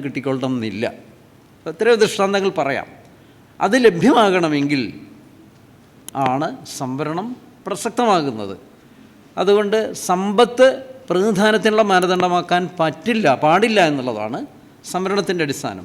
സാമൂഹികമായി അവരെ ഉൾക്കൊള്ളാനുള്ള പ്രത്യേകിച്ച് വ്യവസ്ഥകളുണ്ട്. ഞാനതിൻ്റെ ഡീറ്റെയിൽസ് കിടക്കുകയല്ല.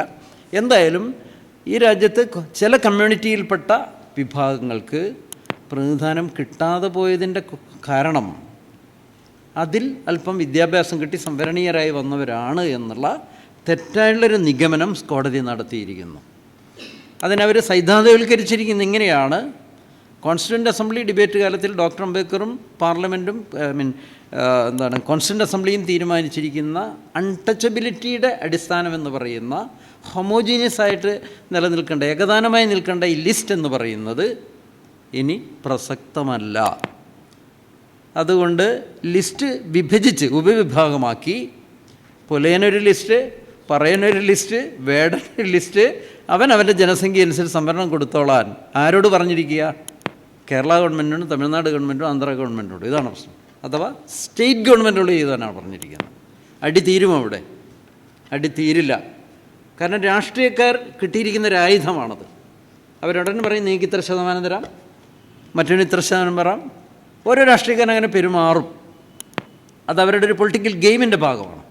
ഉദാഹരണത്തിന് ഞാൻ പറഞ്ഞ 2004 ഞാൻ ഈ മേഖലയിലൂടെ കിടക്കുക, 2002 ഇവിടെ കുടിൽ കെട്ടി സമരം നടത്തി മുത്തങ്ങ നടത്തിയിരുന്ന കാലഘട്ടത്തിൽ 3-4 കമ്മ്യൂണിറ്റികൾ, പണ്ട് അടിയന്തരാവസ്ഥ കാലത്തിലാണ് അവസാനം പട്ടികജാതി ലിസ്റ്റ് നിർണ്ണയിക്കുന്നത്, സയൻറ്റിസ്റ്റ് കേക്കറിനാരുടെ കാലഘട്ടത്തിൽ. കുറേ കമ്മ്യൂണിറ്റികൾ SCയിൽപ്പെട്ടവർ അല്ലെ ഷെഡ്യൂൾ ട്രൈബിൽപ്പെട്ടവർ മാറ്റി നിർത്തപ്പെട്ടിരുന്നു, ഒഴിവാക്കപ്പെട്ടിരുന്നു. പ്രത്യേകിച്ചും മലബാറിലുണ്ടായിരുന്ന നമ്മുടെ ഇവിടുത്തെ ഉള്ളാടെല്ലാം തന്നെ രണ്ടാക്കിയിരുന്നു. മലയുള്ളാടരും അതോണയിക്കട്ടെ അവരെല്ലാം പിന്നീട് കൊണ്ടുവന്നതാണ്. അതിൽ വേടനും മലവേടനും വേടൻ എന്ന് പറഞ്ഞ് വിഭജിച്ചു പോയിരുന്നു. അവരിപ്പോഴും ഇങ്ങനെ പറഞ്ഞുകൂടി. പക്ഷേ മലബാറിൽ, പ്രത്യേകിച്ചും കാസർഗോഡ് കണ്ണൂർ ജില്ലയുടെ ബോർഡർ പ്രദേശത്ത് മാവില എന്ന് പറയുന്ന കമ്മ്യൂണിറ്റി ഉണ്ട്, കരിമ്പാലൻ, മലവേട്ടുവ. ഇവരെല്ലാം തന്നെ പണ്ട് കാലത്തെ ഷെഡ്യൂൾ ട്രൈബായിരുന്നു. പിന്നെ ഷെഡ്യൂൾ കാസ്റ്റിലേക്ക് കൊണ്ടുവരാൻ തീരുമാനിക്കുന്നുണ്ട്. അതിൽ വേടനുണ്ട്. അങ്ങനെ ഇവരെല്ലാം തിരിച്ചു കൊണ്ടുവന്നു. ഇപ്പോൾ കാസർഗോഡ് ജില്ലയിൽ മഞ്ചേശ്വരം മേഖലയിൽ വരുന്നതാണ് ഒരു മറാഠ എന്ന് പറയുന്നൊരു കമ്മ്യൂണിറ്റി ഉണ്ട്. ഇപ്പോഴും ഉണ്ട് അവർ, മറാഠ. ഇവരുടെ ചരിത്രം പറയുന്ന ആന്ധ്ര കോസ്റ്റ് നാട്ടും ഒരു യുദ്ധകാലഘട്ടത്തിൽ പണ്ട് ഒരു 300-500 വർഷം മുമ്പ് വന്നു എന്നാണ്, പലായനം ചെയ്ത് വന്നവരാണ്. എന്തായാലും ഇവർ ഷെഡ്യൂൾ ട്രൈബിലായിരുന്നു. പക്ഷേ ഈ കമ്മ്യൂണിറ്റിക്ക് ഷെഡ്യൂൾ ട്രൈബിൻ്റെ ഒരു യാതൊരു ട്രേറ്റും ഇല്ലെന്നും ഇവരെല്ലാം സമ്പന്നരാണ് കേട്ടോ, ധാരാളം ഉദ്യോഗസ്ഥരുണ്ട്. ഈ കമ്മ്യൂണിറ്റിയെല്ലാം തന്നെ ഇൻക്ലൂഡ് ചെയ്യാൻ പാർലമെൻറ്റിൽ കിട്ടാൻസാനത് കൊടുക്കുന്നത് ഇവരെ ഒഴിവാക്കാനും തീരുമാനിച്ചിരുന്നു. വ്യക്തിപരമായി അവരെ ഒഴിവാക്കണം എന്നുള്ള അഭിപ്രായമാണ് ഞങ്ങളെപ്പോലുള്ളവർക്കൊക്കെ ഉള്ളത്. എന്തായാലും പാർലമെൻറ്റ് അതിൻ്റെ വിസ്ഡം കൊണ്ട് തന്നെ ഇവരെ ഒഴിവാക്കാനും തീരുമാനിച്ചു. 2002 നടന്നൊരു കഥ 2006 ബാക്കി ഇൻക്ലൂഡ് ചെയ്തു. രാഷ്ട്രീയ പാർട്ടികൾ ഇടപെട്ടു, എല്ലാ പാർട്ടികളും. CPM ഇടപെട്ടു, കോൺഗ്രസ് ഇടപെട്ടു. അന്ന് BJP അത്ര ശക്തമല്ല. മറാഠയെ ഉൾപ്പെടുത്തി പുറത്തള്ളാൻ പാടില്ല എന്ന് പറഞ്ഞു. അവസാനം ഈ പാർട്ടികളെല്ലാം തന്നെ ഡൽഹിയിൽ അടകുടി കിടന്ന് വളരെ ഇല്ലീഗലായി ഇൻ്റർവ്യൂ ചെയ്ത് കമ്മീഷൻ്റെ പ്രത്യേകിച്ച് റിപ്പോർട്ടുണ്ടാക്കിയെടുത്ത് 6 മാസത്തിനകം ഈ കമ്മ്യൂണിറ്റിയെ തിരിച്ച് അതിനകത്ത് കൊണ്ടുവന്നു. ഇവരെ പുറന്തള്ളിയില്ല. മോശപ്പെട്ട രാഷ്ട്രീയ ഇടപെടലായിരുന്നു. ഞാൻ പറയാൻ കാരണം എന്തുകൊണ്ടാണ് അവർ ഇടപെട്ടതെന്നുള്ളൊരു കഥയുണ്ട്. നിങ്ങൾക്കറിയാം, ഉത്തര കേരളത്തിൽ മഞ്ചേശ്വരം എന്നൊരു നിയമസഭാ മണ്ഡലമുണ്ട്. ഈ മഞ്ചേശ്വരത്തിലെ ജയപരാജയം തീരുമാനിക്കുന്നത് 5000 വോട്ടിന് 6000 വോട്ടിൻ്റെ ഭൂരിപക്ഷത്തിനാണ്. എല്ലാ തെരഞ്ഞെടുപ്പിലും BJP മുന്നിട്ട് നിൽക്കുമായിരുന്നു അവിടെ. ഇത് രാഷ്ട്രീയമാണ്, നിങ്ങൾ കൂടി പക്ഷേ അറിഞ്ഞിരിക്കണം. എല്ലാ തെരഞ്ഞെടുപ്പിലും BJPക്ക് കൗണ്ട് ചെയ്ത് വരുമ്പോൾ അവിടെ ലോക്സഭാ തെരഞ്ഞെടുപ്പിൽ ഇവർ മുന്നിലാണ്. അതുകൊണ്ട് വരാതിരിക്കാൻ CPM കോൺഗ്രസ് കക്ഷികൾക്ക് വലിയ ആശങ്കയോടെ വരാതിരിക്കാൻ ഈ ഇലക്ഷനിൽ അവിടെ നിർണായക ശക്തിയാണ് ഈ മറാഠ കമ്മ്യൂണിറ്റി. അതുകൊണ്ട് മറാഠ കമ്മ്യൂണിറ്റി വരച്ച വരയിൽ ഈ പാർട്ടികളെ കൊണ്ടുവന്നു. അവരെ റെസ്റ്റോർ ചെയ്തു, പട്ടികപാടുമായിട്ട് പരതാനത്തി. കാരണം മറാഠ കമ്മ്യൂണിറ്റിയിൽ നിന്നുള്ള 10 വോട്ട് മാറിയാൽ ഇവർക്ക് ജയപരാജയം ആർക്കും ഉറപ്പില്ലായിരുന്നു. പക്ഷേ BJPക്ക് മുൻതൂക്കം കിട്ടും, ഇവരെല്ലാം BJPയിൽ പോകാം, അത് വേറെ കാര്യം. ക്വസ്റ്റ്യൻ അതല്ല. ഇതായിരുന്നു കോൺസ്റ്റിറ്റ്യൂൻ്റ് അസംബ്ലി ഡിബേറ്റിൽ ഡോക്ടർ അംബേദ്കറും ബുദ്ധിയുള്ള ദേശീയ നേതാക്കൾ പറഞ്ഞിരുന്നത്. ജാതിക്കളിക്ക് വേണ്ടി ലിസ്റ്റ് ഷുഡ് നോട്ട് ബി ടിങ്കേഡ്. മാറ്റം വരുത്താനോ അപകടപ്പെടുത്താനോ പാടില്ല. അത് സ്വതന്ത്രവും നീതിയുക്തമായി തീരുമാനിക്കപ്പെടേണ്ടതാണ്.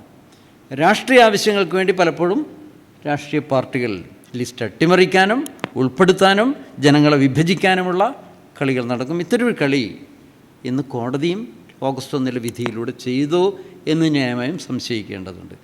പിന്നെ ഇന്ത്യൻ രാഷ്ട്രീയം ശ്രദ്ധിക്കുന്നത് നിങ്ങൾക്കറിയാം. ഇപ്പോൾ ഇന്ത്യയിൽ ഏറ്റവും സജീവമായി ചർച്ച ചെയ്തുകൊണ്ടിരിക്കുന്ന വിഷയം ഒറ്റ രാജ്യം ഒരു വോട്ട് ഒരു തെരഞ്ഞെടുപ്പ് എന്നൊക്കെയുള്ളത് നിൽക്കട്ടെ. ജമ്മു കാശ്മീരിൽ തെരഞ്ഞെടുപ്പ് വരാൻ പോവാണ്, ഹരിയാനയിൽ തെരഞ്ഞെടുപ്പ് വരാൻ പോവാണ്, മഹാരാഷ്ട്രയിൽ തെരഞ്ഞെടുപ്പ് വരാൻ പോവാണ്. ഇവിടെയെല്ലാം തന്നെ വോട്ട് മാറ്റേഴ്സ്. അതുകൊണ്ട് ഇവിടെയെല്ലാം തന്നെ ജാതീയമായി വിഭജിച്ച് ആരാരെ കൂടെ നിർത്തണമെന്നുള്ള സജീവമായ ഇടപെടലാണ് ഇന്ത്യൻ രാഷ്ട്രീയ വൃത്തം. ഇതാണ് പ്രശ്നം. അതുകൊണ്ട് ആ രാഷ്ട്രീയ ആവശ്യത്തിന് വേണ്ടി ഉണ്ടാക്കിയ ഒരു വിധിയാണ് ഓഗസ്റ്റ് 1 വിധി എന്ന് പറയാൻ ഞാൻ മടിക്കില്ല. ഇതൊരു പറയേണ്ട വേദിയല്ലെങ്കിലും അത്തരത്തിൽ പട്ടികവർഗ ലിസ്റ്റിനെ എടുത്തെല്ലാം തന്നെ അമ്മാനമാടുന്ന തരത്തിൽ ഇന്ത്യൻ രാഷ്ട്രീയം അപകടകരമായ ഒരു സ്ഥിതിയിലേക്ക് എത്തിച്ചേർന്നത്. അതിൻ്റെ ഗുരുതരമായ സാഹചര്യത്തിലേക്ക് ഞാനിപ്പോൾ കടക്കാൻ അങ്ങനെ ഒരു പ്ലാറ്റ്ഫോം അല്ല ഇതെന്നുള്ളത് ഞാൻ അങ്ങനെ പറയുന്നില്ല. കാരണം അത്തരം ചർച്ചകൾ കടന്നതിന് നിങ്ങൾക്കും ഒരു ലിമിറ്റേഷൻ ഉണ്ടാകാം. പക്ഷേ പട്ടികജാതി ലിസ്റ്റ് പട്ടികവർഗ ലിസ്റ്റും അട്ടിമറിക്കപ്പെടുന്ന തരത്തിലുള്ള ഒരു കോടതി വിധി വന്നിരിക്കുന്നു. അത് ഭരണഘടനാ വിരുദ്ധമാണ്. ഇത് നമ്മുടെ ഒരു എല്ലാ കുഞ്ഞുങ്ങളും നമ്മൾ അറിഞ്ഞിരിക്കണം, പുതിയ തലമുറ ഉൾപ്പെടെ. അത് റെസ്റ്റോർ ചെയ്യണം, അത് റദ്ദാക്കപ്പെടണം. ഇത് നമ്മുടെ ഒരു ദേശീയ ആവശ്യമാണ്. ഇതില്ലെങ്കിൽ ഇന്ത്യയിൽ ഇനി പട്ടികജാതിക്കാർ എന്ന് പറയുന്നൊരു വ്യവസ്ഥയെ ഉണ്ടാവില്ല. കാരണം നമ്മൾ മനസ്സിലാക്കേണ്ടത് ഈ 301 ഇല്ലാത്ത തകർക്കപ്പെട്ടാൽ ഇന്ത്യൻ ഭരണഘടനയുടെ ജനാധിപത്യ സ്വഭാവം പോകും മുഴുവൻ. അതിൻ്റെ പ്രധാനപ്പെട്ട ഒരു വകുപ്പ് ഇന്ത്യയിലുള്ള ഭരണഘടന അനുസരിച്ച് പട്ടികവർഗ വിഭാഗത്തിൻ്റെ അവകാശങ്ങളും സാമൂഹ്യ ജനാധിപത്യത്തിനും സംവരണത്തിനും ഒരുപാട് വ്യവസ്ഥകൾ ഉണ്ടാക്കി വെച്ചിട്ടുണ്ട്. അതിലേറ്റവും പ്രധാനപ്പെട്ട ഒരു വകുപ്പ് ആർട്ടിക്കിൾ 17 ആണ്. ആർട്ടിക്കിൾ 17 എന്ന് പറയുന്നത് മൗലികാവകാശത്തിൻ്റെ ഭാഗം 13, 14, 15, 16, 17, 18 വരെ നമ്മുടെ ഈ ഫണ്ടമെൻ്റൽ റൈറ്റ്സിൻ്റെ ഭാഗമാണ്. അതിലേറ്റവും പ്രധാനപ്പെട്ട നമ്മളെ സംബന്ധിച്ചുള്ള ഒരു വകുപ്പ് ആർട്ടിക്കിൾ 17 ആണ്. ആർട്ടിക്കിൾ 17 എന്ന് പറഞ്ഞാൽ abolition of untouchability in all it's forms എന്നാണ് പറഞ്ഞിരിക്കുന്നത്. അയിത്തവുമായി ബന്ധപ്പെട്ട എല്ലാതരം രൂപങ്ങളെയും ഉച്ചാടനം ചെയ്യാൻ ഭരണകൂടത്തിന് ബാധ്യതയുണ്ട് എന്നുള്ളത് 17-ാം വകുപ്പാണ്. ഈ വകുപ്പിൽ നിന്ന് ഉന്നീതമാകുന്നതാണ് നമുക്കുള്ള എല്ലാ സംരക്ഷണ വകുപ്പുകളും. മറ്റെല്ലാം അതിൻ്റെ ഉപഗ്രഹങ്ങളാണ്, സാറ്റലൈറ്റ്സ് വകുപ്പുകളാണ്. ആർട്ടിക്കിൾ 14, 341, 42 എന്ന് പറയുന്ന ലിസ്റ്റ് ഉണ്ടെങ്കിലല്ലേ നമുക്ക് ഈ അവകാശം കിട്ടുള്ളൂ. അപ്പോൾ 15(4) 16(4) എന്ന് പറയുന്ന വിദ്യാഭ്യാസ മേഖലയിലെ സംവരണവും ഉദ്യമേഖലയിലെ സംവരണമാണെങ്കിലും രാഷ്ട്രീയ മണ്ഡലത്തിൽ നമുക്ക് MP MLA എന്നുള്ള പ്രതിനിധാനമാണെങ്കിലും നമുക്ക് 1955 പൗരാവകാശ നിയമമുണ്ട്. അതിൻ്റെ ഒരു എക്സ്റ്റൻഷനായിട്ട് 1989 അട്രോസിറ്റി ആക്ട് ഉണ്ടാക്കിയിട്ടുണ്ട്. പഞ്ചായത്ത് രാജ് നിയമത്തിൽ സംവരണമുണ്ട്, അല്ല ഇതെല്ലാം പ്രാതിനിധ്യമുണ്ട്. ഇതെല്ലാം കിടക്കുന്നത് ഈ ആർട്ടിക്കിൾ 17-മായി ബന്ധപ്പെട്ട ഒന്നിൻ്റെ ഉപഗ്രഹ. പിന്നെ ആർട്ടിക്കിൾ 275 അനുസരിച്ച് സ്പെഷ്യൽ കമ്പോണൻറ്റ് പ്ലാൻ ഉണ്ട്. നമുക്കൊരു രാഷ്ട്രം എന്നുള്ള നിലയിൽ ഫണ്ട് തരാനുള്ള ബാധ്യത സ്റ്റേറ്റിനുണ്ട്. തുടങ്ങിയതെല്ലാം തന്നെ ഈ അൺടച്ചബിലിറ്റി അബോളിഷനുമായി ബന്ധപ്പെട്ട്, പഴയ കാലത്തുള്ള പോലെ അൺടച്ചബിലിറ്റി ഇല്ല എങ്കിലും അതിൻ്റെ തിക്തഫലം ഈ നോളജ് ഫോം എന്ന് പറയുന്നതെല്ലാം അതിൻ്റെ ഭാഗമായിട്ട് നിൽക്കുന്ന അതെല്ലാം തരത്തിൽ ചരിത്രപരമായി നമുക്ക് സാമൂഹികമായ എന്തെല്ലാം അപകടങ്ങൾ ഉണ്ടാക്കിയിട്ടുണ്ടോ അതെല്ലാം തന്നെ ഓവർകം ചെയ്യാനുള്ള വകുപ്പ് ഉണ്ട്. പക്ഷേ അത് ആർക്ക് കിട്ടണമെന്ന് തീരുമാനിക്കാനുള്ള അടിസ്ഥാനമായ 341 അട്ടിമറിക്കപ്പെട്ടാൽ, അത് ഇന്ത്യൻ പാർലമെൻറ്റിൽ നിന്ന് എടുത്തു മാറ്റപ്പെട്ടാൽ കഥ തീർന്നല്ലോ. പിന്നെ ഭരണഘടനയ്ക്ക് മീനിങ് ഇല്ലാതായിരിക്കുന്നു. ഭരണഘടനയിലെ സംവരണത്തിൻ്റെ എല്ലാം തന്നെ അടിസ്ഥാനം വഹിക്കുന്നു. സംസ്ഥാന ഗവൺമെൻറ്റുകൾക്ക് കിട്ടിയാൽ എന്ത് ചെയ്യും എന്നുള്ളത് ആർക്കും പറയാൻ പറ്റില്ല. അവരവരുടെ കളി നടത്തും. അവരുടെ കയ്യിൽ ഡാറ്റയില്ല, കണക്കുകളില്ല. കണക്കുകൾ എവിടെ വേണം? കണക്കുകൾ ആരാണ് ഉണ്ടാക്കേണ്ടത്? സാമുദായികമായി ഒരാൾക്ക് പ്രാന്ത്യമുണ്ടോ ഇല്ലയോ എന്നുള്ള സെൻസസാണ്. 2021 ശേഷം ഈ രാജ്യത്ത് സെൻസസ് നടത്തില്ല. കാരണം സെൻസസ് നടക്കാത്തതുകൊണ്ട് ഗ്ലോബൽ ലെവലിൽ തന്നെ നമ്മുടെ വികസന പദ്ധതികൾക്കെല്ലാം തന്നെ കണക്കുകളില്ല ഗവൺമെൻറ് കയ്യിൽ. അതുകൊണ്ട് രാജ്യമെമ്പാടും നടക്കുന്ന സെൻസസ് വേണം എന്നുള്ളത്, ജാതി സെൻസസ് വേണം എന്നുള്ളതും മുറവിളി ശക്തമായി വന്നിട്ടുണ്ട്. അത്തരൊരു ഡാറ്റയുടെ അടിസ്ഥാനത്തിൽ ആർക്ക് കൂടുതൽ കിട്ടി, ആർക്ക് കുറവ് കിട്ടി, ആർക്ക് പ്രതിനിധാനമില്ല എന്നൊക്കെ തീരുമാനിക്കാൻ പറ്റും. അതുകൊണ്ട് ഭരണഘടനാ ഭേദഗതി നടത്തി ഈ തെറ്റായ തീരുമാനത്തെ മാറ്റണം എന്നുള്ളത് ദേശീയ തലത്തിൽ തന്നെ ഇന്ന് SC/ST വിഭാഗങ്ങളുടെ ശക്തമായ ഒരു ആവശ്യമാണ്. രണ്ടാമത്, ഇതിനെന്താണൊരു വഴി എന്നുള്ളതാണ് എന്നെപ്പോലുള്ള ആളുകളെല്ലാം തന്നെ ഇപ്പോൾ ആലോചിച്ചുകൊണ്ടിരിക്കുന്നില്ല, പട്ടികവർഗ സംഘടനകൾ ആലോചിച്ചുകൊണ്ടിരിക്കുന്നത്. നമുക്ക് കമ്മ്യൂണിറ്റികൾ തമ്മിൽ അടുപ്പിക്കാൻ പറ്റില്ല. ചെറു കമ്മ്യൂണിറ്റി, ഞാനിപ്പം ഉദാഹരണത്തിന് പറയാം, നമുക്കിപ്പം ഈ ഉപസംവരണം സബ് ക്ലാസിഫിക്കേഷൻ എന്ന് പറയുന്നത് എന്തായിരിക്കും കേരളത്തിൽ ഫലം എന്ന് ആലോചിച്ച് നോക്കും നിങ്ങൾ. ഇപ്പം നമുക്കിപ്പം ഞാൻ ഈ വേഡർ കമ്മ്യൂണിറ്റിയുടെ ഉന്നമനത്തിൽ പ്രവർത്തിക്കുന്ന ഒരാളാണ്. വേഡർ കമ്മ്യൂണിറ്റിക്ക് പരമാവധി 35,000-40,000 പേര് അതിനകത്ത് അംഗങ്ങളുള്ളൂ. വേഡർ, ചക്കിളിയ, നായാടി, കല്ലാടി തുടങ്ങിയ എല്ലാ കമ്മ്യൂണിറ്റിയും 4 ചേർത്താൽ 1,00,000 പേരേ ഉള്ളൂ. അപ്പം 1,400,000 പേരുണ്ടാവും. ഇവർക്കൊരു ഉപസംവരണം തീരുമാനിച്ചു എന്നിരിക്കട്ടെ. പട്ടികജാതിക്കാർ 35 ലക്ഷത്തിനടുത്തുണ്ടല്ലോ. ഇനി 30 ലക്ഷം റഫ് എസ്റ്റിമേറ്റ് നടത്തുകയാണെങ്കിൽ തന്നെ ഈ 4 കമ്മ്യൂണിറ്റികളും ചേർന്നാൽ ഇവർക്ക് 0.3% വരില്ല. 0.3% സംവരണം ഒരു കാറ്റഗറി ആക്കിയാൽ എന്തായിരിക്കും അവസ്ഥ? ഈ 0.3 വേണം അവർ മത്സരിക്കാൻ. അവൻ അവിടെ കിടക്കും. സംവരണം ആർക്കും ഫ്രീ ആയിട്ട് തരുന്നൊന്നും അല്ലല്ലോ. നമ്മുടെ കുട്ടികൾ പഠിക്കണം. ഇപ്പോൾ കീമിലും നീറ്റിലും അവൻ എഴുതി കഴിഞ്ഞാൽ നല്ല സ്കോർ ഉണ്ടാവണം. അവൻ എന്നിട്ട് ലാർജർ ഏരിയയിൽ മത്സരിക്കണം. ഒരു കാറ്റഗറിയിൽ മാത്രം മത്സരിച്ചാൽ പോരാ. അവൻ മെറിറ്റോറിയസ് ആണെങ്കിൽ മറ്റേ കാറ്റഗറിയിൽ മെറിറ്റിൽ നമുക്ക് കിട്ടണം. അടുത്താൽ സുപ്രീം കോടതി പറഞ്ഞിരിക്കുന്ന അതാണത്. അപ്പം ഇത് ഏറ്റവും കൂടുതൽ ചെറു കമ്മ്യൂണിറ്റികളായി സബ് ഡിവൈഡ് ചെയ്താൽ ആർക്കും ഒന്നും കിട്ടാത്ത അവസ്ഥ വരും. അവന് 10% മത്സരിക്കാൻ പറ്റില്ല. ഇതാണ് ഇതിനകത്ത് അപകടം. അപ്പോൾ പണിയ കമ്മ്യൂണിറ്റി അല്ലെങ്കിൽ ട്രൈബൽ കമ്മ്യൂണിറ്റി ആണെങ്കിൽ 40 കമ്മ്യൂണിറ്റി ഉണ്ട് കേരളത്തിൽ. 40 കമ്മ്യൂണിറ്റിക്ക് ആകെയുള്ള 2%. അതിൽ പണിയടിയ കാട്ടുനായ്ക്കാന്ന് പറഞ്ഞൊരു വിഭാഗം ബ്ലോക്കാക്കി കഴിഞ്ഞാൽ ഒന്നാലോചിച്ച് നോക്കണം. അവരെ പെർട്ടിക്കുലർലി വൾണറബിൾ എന്ന് പറഞ്ഞൊരു കമ്മ്യൂണിറ്റി ലിസ്റ്റാക്കിയിട്ടുണ്ട്. കാട്ടുനായ്ക്ക, ചോരനായ്ക്ക, അങ്ങനെയൊക്കെ. അവരൊരാൾ ഗുഹാവാസികളായവർക്ക് വിദ്യാഭ്യാസം ഉണ്ടാകുന്നതിന് ബാക്കിയുള്ളവരാണ് ഉത്തരവാദി. അവർ മുന്നോട്ട് കൊണ്ടുവരണമായിരുന്നു. എന്താണ് ഇവർ ചെയ്തതെന്ന് ചോദിക്കുമ്പോൾ സ്റ്റേറ്റിൻ്റെ പക്ഷത്തുനിന്ന് വട്ടപൂജ്യമാണ്. ഉദാഹരണത്തിന് വേഡർ കമ്മ്യൂണിറ്റി പോലുള്ള ഈ വീക്കർ കമ്മ്യൂണിറ്റികൾക്ക് കഴിഞ്ഞ സ്വാതന്ത്ര്യാനന്ദ കാലത്ത് 20 കൊല്ലമായിട്ട് കൊടുത്തുകൊണ്ടിരിക്കുന്നത് എന്താ അറിയാമോ? 10ാം ക്ലാസ് പാസ് 200 രൂപ കൊടുക്കും. ഇപ്പം ഞാൻ തന്നെ കഴിഞ്ഞൊരു 15 കൊല്ലമായിട്ട് ഇവർക്ക് പോസ്റ്റ് മെട്രിക് ഹോസ്റ്റലുകൾ ഒരു കോട്ട കൊടുക്കണം. പോസ്റ്റ് മെട്രിക് ഹോസ്റ്റലിൽ ഒരു 10% നോൺ SC/STക്ക് കൊടുക്കാറുണ്ട്. അറിയാമല്ലോ. AK ആൻ്റണിയൊക്കെ അവിടെ പഠിച്ച ഒരാളാണ്. ഞാൻ 40 കൊല്ലം മുമ്പ് കൊച്ചി പോസ്റ്റ് മെട്രിക് ഹോസ്റ്റലിൽ PGക്ക് പഠിക്കുമ്പോൾ പഠിച്ച വിദ്യാർത്ഥിയാണ്. അന്ന് അവിടെ 2 ക്രിസ്ത്യാനികളുണ്ടായിരുന്നു. ഈ നമ്മുടെ SC/STയിൽപ്പെട്ട അതിദുർബലർക്ക് ഈ പോസ്റ്റ് മെട്രിക് ഹോസ്റ്റലിൽ ഒരു കോട്ട, അത് 2%, 3% ആവട്ടെ, കൊടുക്കണമെന്ന് പറഞ്ഞാൽ അവർ സമ്മതിക്കില്ല. ഇതൊരു വസ്തുത ഞാൻ പറഞ്ഞത്. ഞങ്ങളിപ്പോൾ കൊച്ചിയിൽ ഞാൻ 2 ഹോസ്റ്റൽ നടത്തുന്നുണ്ട്. ഞങ്ങൾ കഴിഞ്ഞൊരു 300 വിദ്യാർത്ഥികളെ, ഡിഗ്രി കഴിഞ്ഞ കുട്ടികളെ PG പല സൗണ്ട് എഞ്ചിനീയറിംഗ്, മ്യൂസിക് പല മേഖലയിലും പഠിപ്പിച്ചുകൊണ്ടിരിക്കുന്നുണ്ട്. ഒരു ഗവൺമെൻറ് സഹായം വാങ്ങിക്കാതെ. തരില്ലവർ. ഈ ഇടതുപക്ഷ ഗവൺമെൻറ് എന്ന് വെച്ചാൽ 2 പ്രോജക്റ്റ് അവർക്ക് കൊടുത്തു. കാരണം ഈ കുട്ടികൾക്കിപ്പോൾ ഈ സെൻട്രലൈസ്ഡ് പരിപാടിയാവുന്നതോടുകൂടി എവിടെ അപേക്ഷിക്കണം, ഏത് കോഴ്സിനാണെന്ന് കുഗ്രാമത്തിലെ കുട്ടികൾക്ക് അറിഞ്ഞുകൂടാ. പിന്നല്ലേ നീറ്റിന് പോകുന്നത്. ഇപ്പം നീറ്റിൽ ഇപ്രാവശ്യം ഒരു കുട്ടിയെ ഞങ്ങൾ പഠിപ്പിച്ചിട്ടുണ്ട്. ഇതൊന്നും ഗവൺമെൻറ് സഹായമില്ല. ഈ കുട്ടികൾക്ക് ഓൺലൈനായിട്ടുള്ള സംവിധാനമില്ല, മൊബൈൽ ഫോണില്ല, ലാപ്ടോപ്പില്ല, ബാങ്ക് അക്കൗണ്ട് ഇല്ലാത്തവൻ എങ്ങനെയാണ് ഈ സെൻട്രലൈസ്ഡ് അലോട്ട്മെൻറ്റ് പ്രൊസീജിയറിൽ വരിക? ഇനിയിപ്പോൾ 4 വർഷത്തെ കോഴ്സായല്ലോ. നമ്മളൊക്കെ വളരെ ഗൗരവം ആലോചിക്കേണ്ട ഒരു കാര്യമാണ്. ഞാനിപ്പോൾ ഇവിടെ നിങ്ങളുടെ ഒരു പ്രോഗ്രാമിനെ കുറിച്ച് പറഞ്ഞപ്പം എനിക്ക് നമ്മൾ ചെയ്യേണ്ടത് നമ്മുടെ കമ്മ്യൂണിറ്റിയിലെ കുട്ടികൾക്ക് ഉള്ള അവസരങ്ങൾ ഉണ്ടാക്കാൻ നമ്മൾ തന്നെ സംവിധാനം ഉണ്ടാക്കണം. എവിടെന്നെങ്കിലും ഫണ്ട് കണ്ടെത്തി നമ്മൾ ട്രെയിനിങ് പ്രോഗ്രാമുകൾ, പള്ളിക്കാരെന്തൊക്കെ ചെയ്യുന്നു, ഇവിടെ ശിവാനന്ദ സാറ് പറഞ്ഞു. അത് പള്ളിക്കാരും മുസ്ലിങ്ങളും ചെയ്യുന്ന ഒരു കാര്യം എന്താണോ അതിൽ നമ്മൾ ധാരാളം പഠിക്കണം. സർക്കാരെല്ലാം ചെയ്തുതരും നമ്മൾ വിചാരിക്കുക. സർക്കാരിൻ്റെ മണ്ഡലത്തിൽ നമുക്ക് ഫൈറ്റ് ചെയ്തുകൊണ്ടിരിക്കുക, സമരം നേടിയിരിക്കും. പക്ഷേ അതിനേക്കാളേറെ നമ്മൾ സാമ്പത്തിക സംവിധാനങ്ങളും ട്രെയിനിങ് സെൻറ്റേഴ്സും കോച്ചിങ് സെൻറ്റേഴ്സും നമ്മൾ തുടങ്ങണം. അതിന് ഇൻവെസ്റ്റ്മെൻ്റ് ഉണ്ടാക്കണം. അതിപ്പോൾ നമ്മുടെ ചെറു ധനമാണെങ്കിൽ പോലും അത് വ്യാപാരാടിസ്ഥാനത്തിൽ നടത്തിയാലും കുഴപ്പമില്ല. ഇപ്പോൾ തിരുവനന്തപുരം നഗരത്തിൽ നമ്മുടേതായിട്ടുള്ളൊരു ട്രെയിനിങ് IAS-നും അല്ല സിവിൽ സർവീസിനും മറ്റു മേഖലയിലും KS-നൊക്കെ പോകേണ്ട കുട്ടികൾക്കുള്ള നമ്മൾ പരിശീലനം കൊടുക്കണം.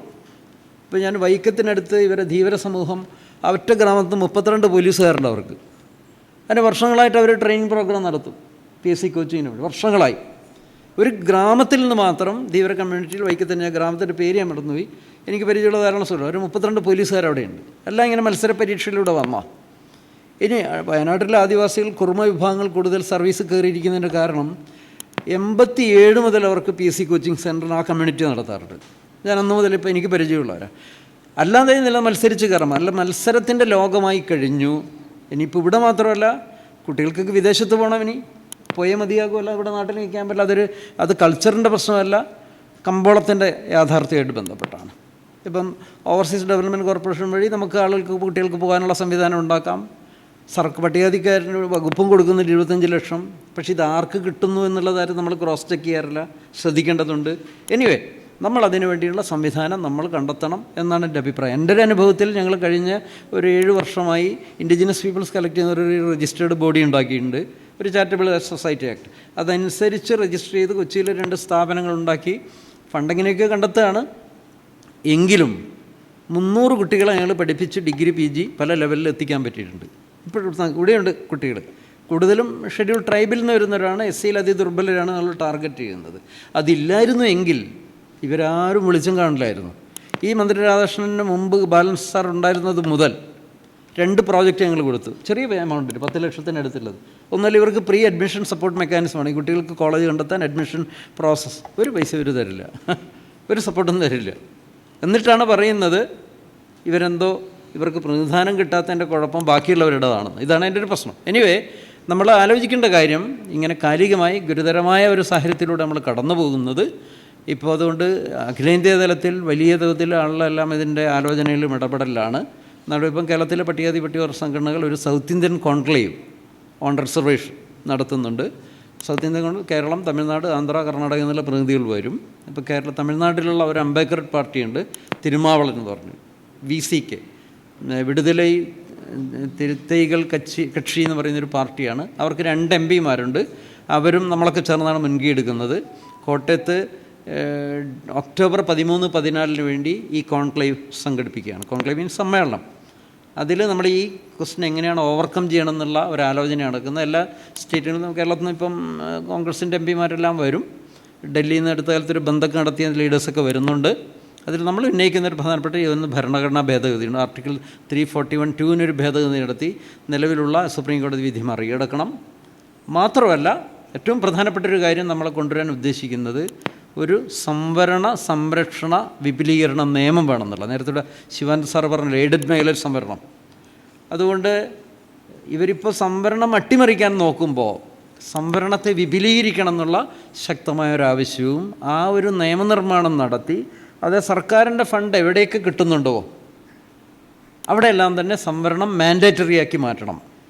ഇപ്പോൾ എയ്ഡഡ് മേഖലയിൽ നമുക്ക് സംവരണം നടത്തിയുള്ള വെന്യൂടെ സുഹൃത്ത് പറയുകയുണ്ടായി. അതുകൊണ്ട് അങ്ങനെ ഒരു നിയമം നടക്കുമ്പോൾ അതിൽ സ്പെഷ്യൽ റിക്രൂട്ട്മെൻ്റ് എന്ന് പറയുന്നത് മാൻഡേറ്ററി ആക്കി മാറ്റുക എന്നുള്ളതാണ് നമ്മൾ ഉന്നയിക്കുന്ന ആ നിയമത്തിൻ്റെ ഒരു കാതലായ ഒരു ഏരിയ ആയിട്ട് കൊണ്ടുവരാൻ ഉദ്ദേശിക്കുന്നത്. സ്പെഷ്യൽ റിക്രൂട്ട്മെൻ്റ് എന്ന് പറഞ്ഞാൽ ആർട്ടിക്കിൾ 16(4)ൻ്റെ ഒരു എക്സ്റ്റൻഷനാണത്. മതിയായ പ്രാതിനിധ്യമില്ലാത്ത കമ്മ്യൂണിറ്റികൾക്ക് പ്രതിനിധാനം കൊടുക്കുക. അതുകൊണ്ട് സ്പെഷ്യൽ റിക്രൂട്ട്മെൻറ്റ് ഉൾപ്പെടെ വരുമ്പോൾ ഈ കമ്മ്യൂണിറ്റികൾക്ക് പ്രതിനിധാനം കിട്ടാത്ത വേടനും നായടിക്കും ചക്കിളീനും എല്ലാം തന്നെ പ്രതിനിധാനം കൊടുക്കാവുന്നേ ഉള്ളൂ. അതിന് നമ്മൾ ആരും എതിരല്ല. അത് ഉപസംവരണം നടത്താതെ തന്നെ, സബ് ക്ലാസിഫിക്കേഷൻ നടത്താതെ തന്നെ ഓരോ ജാതിക്കും സംവരണം കൊടുക്കുന്നതിന് പകരം ആദ്യം ചെയ്യേണ്ടത് പ്രതിനിധാനമില്ലാത്ത കമ്മ്യൂണിറ്റികൾ സ്പെഷ്യൽ റിക്രൂട്ട്മെൻറ്റ് നടത്തട്ടെ. And there should be a law for that. ആ ലോ നിയമം 9ാം പട്ടികയിൽ ഉൾപ്പെടുത്തി സംരക്ഷിക്കണം. അപ്പോൾ എല്ലാ സ്റ്റേറ്റുകൾക്കും അത് ബാധകമാണ്. ഇങ്ങനൊരു നിയമം വേണം എന്നുള്ളതാണ് നമ്മളിതിനൊരു ബദലായി ഈ കോൺക്ലേവിൽ കൊണ്ടുവരാൻ ഉദ്ദേശിക്കുന്നത്. രണ്ടാമത്, പ്രൈവറ്റ് മേഖലയിലൊരു സംവരണം. അത് വേറൊരു നിയമമായിട്ട് വരുന്നുണ്ട്. കാരണം US-ലെല്ലാം തന്നെ, അമേരിക്കയിലെല്ലാം തന്നെ ബ്ലാക്സിനൊക്കെ സോഷ്യൽ പ്രൊട്ടക്ഷൻ ആക്ട് എന്ന് പറയും, ഗൂഗിൾ ചെയ്ത് നോക്കണ്ട. അവർക്ക് ഒരുപാട് ആനുകൂല്യങ്ങളില്ല, അവർ സ്ട്രഗിൾ ചെയ്തുണ്ടാക്കിയിരിക്കുന്നതാണ്. മൾട്ടിനാഷണൽ കോർപ്പറേഷൻ ഉൾപ്പെടെ ഷെയർ എടുക്കണമെങ്കിൽ സ്റ്റേറ്റ് അവർക്ക് പ്രൊട്ടക്ഷൻ കൊടുക്കും. ഇന്ത്യയിൽ ഇന്നിപ്പോൾ അംബാനിക്കും അദാനിക്കെല്ലാം തന്നെ എല്ലാ സൗകര്യം ചെയ്തു കൊടുക്കുന്നുണ്ട് ഭരണകൂടത്തിൻ്റെ എക്സ്ചക്കറിൽ നിന്നുള്ള മേജർ ഷെയർ പോകുന്നത് ഇവിടത്തേക്കാണ്, നമുക്കൊന്നുമല്ല തരുന്നത്. അംബാനിക്കുമാണ്. ഇതിപ്പോൾ തുടങ്ങിയ പരിപാടിയല്ല.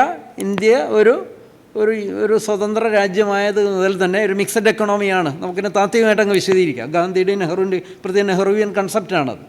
അങ്ങനെയാണ് ടാറ്റയ്ക്കൊക്കെ അതിൽ നിക്ഷേപം കിട്ടുന്നത്.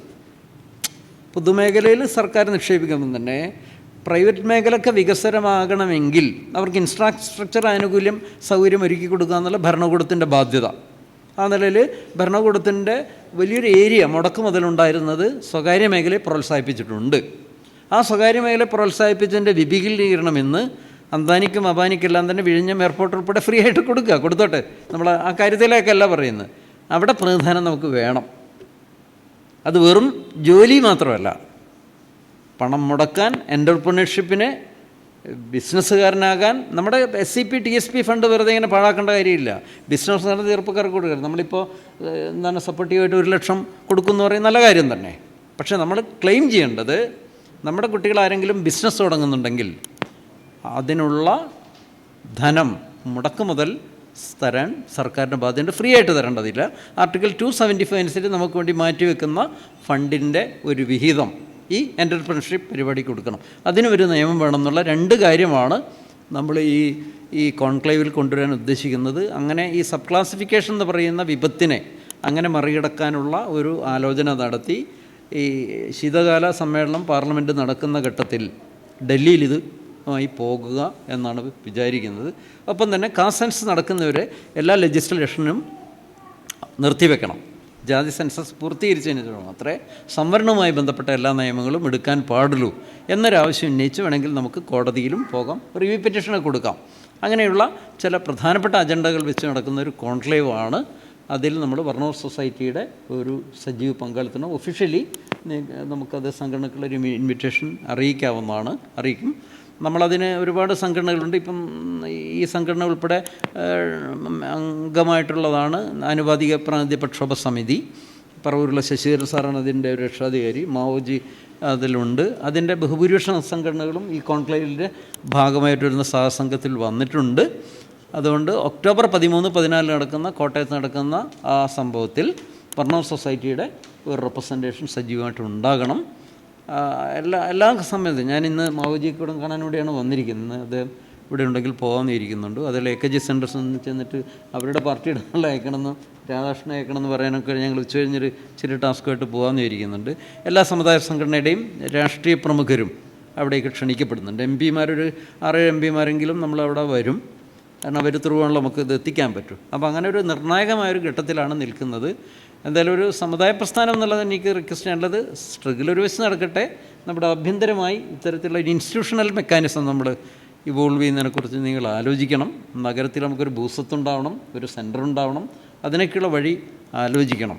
നമ്മളിപ്പോൾ ഇവിടെ ഇപ്പോൾ കൊച്ചിയിലൊക്കെ ഇപ്പം പലരും അങ്ങനെ ആലോചിച്ച് തുടങ്ങി. പല സമുദായ സംഘടനകൾക്കും കോളേജുകളും സ്ഥാപനങ്ങളും ഒക്കെ ഉണ്ട്. പക്ഷേ കോളേജുകളും നമ്മൾ തുടങ്ങേണ്ട, ട്രെയിനിങ് സെൻറ്റേഴ്സും കുട്ടികളെ വിദേശത്ത് അയക്കാനും ജോലി വാങ്ങിച്ചു കൊടുക്കാനും MBBS-നും എഞ്ചിനുകളിൽ തന്നെ കയറിപ്പറ്റാനുള്ള എക്യുപ്പിക്കാനുള്ള സിവിൽ സർവീസിലേക്ക് പോകാനുള്ള ഒരു സപ്പോർട്ട് മെക്കാനിസമാണ്. അതിനധികം ഭൂമിയൊന്നും വേണ്ടെന്ന് എൻ്റെ അഭിപ്രായം. ഇപ്പം നമ്മളിപ്പോൾ കൊച്ചിയിലൊക്കെ ചെയ്താൽ എല്ലാ ക്രിസ്ത്യൻ ചർച്ചും ഇൻസ്റ്റിറ്റ്യൂഷനിലാണ്.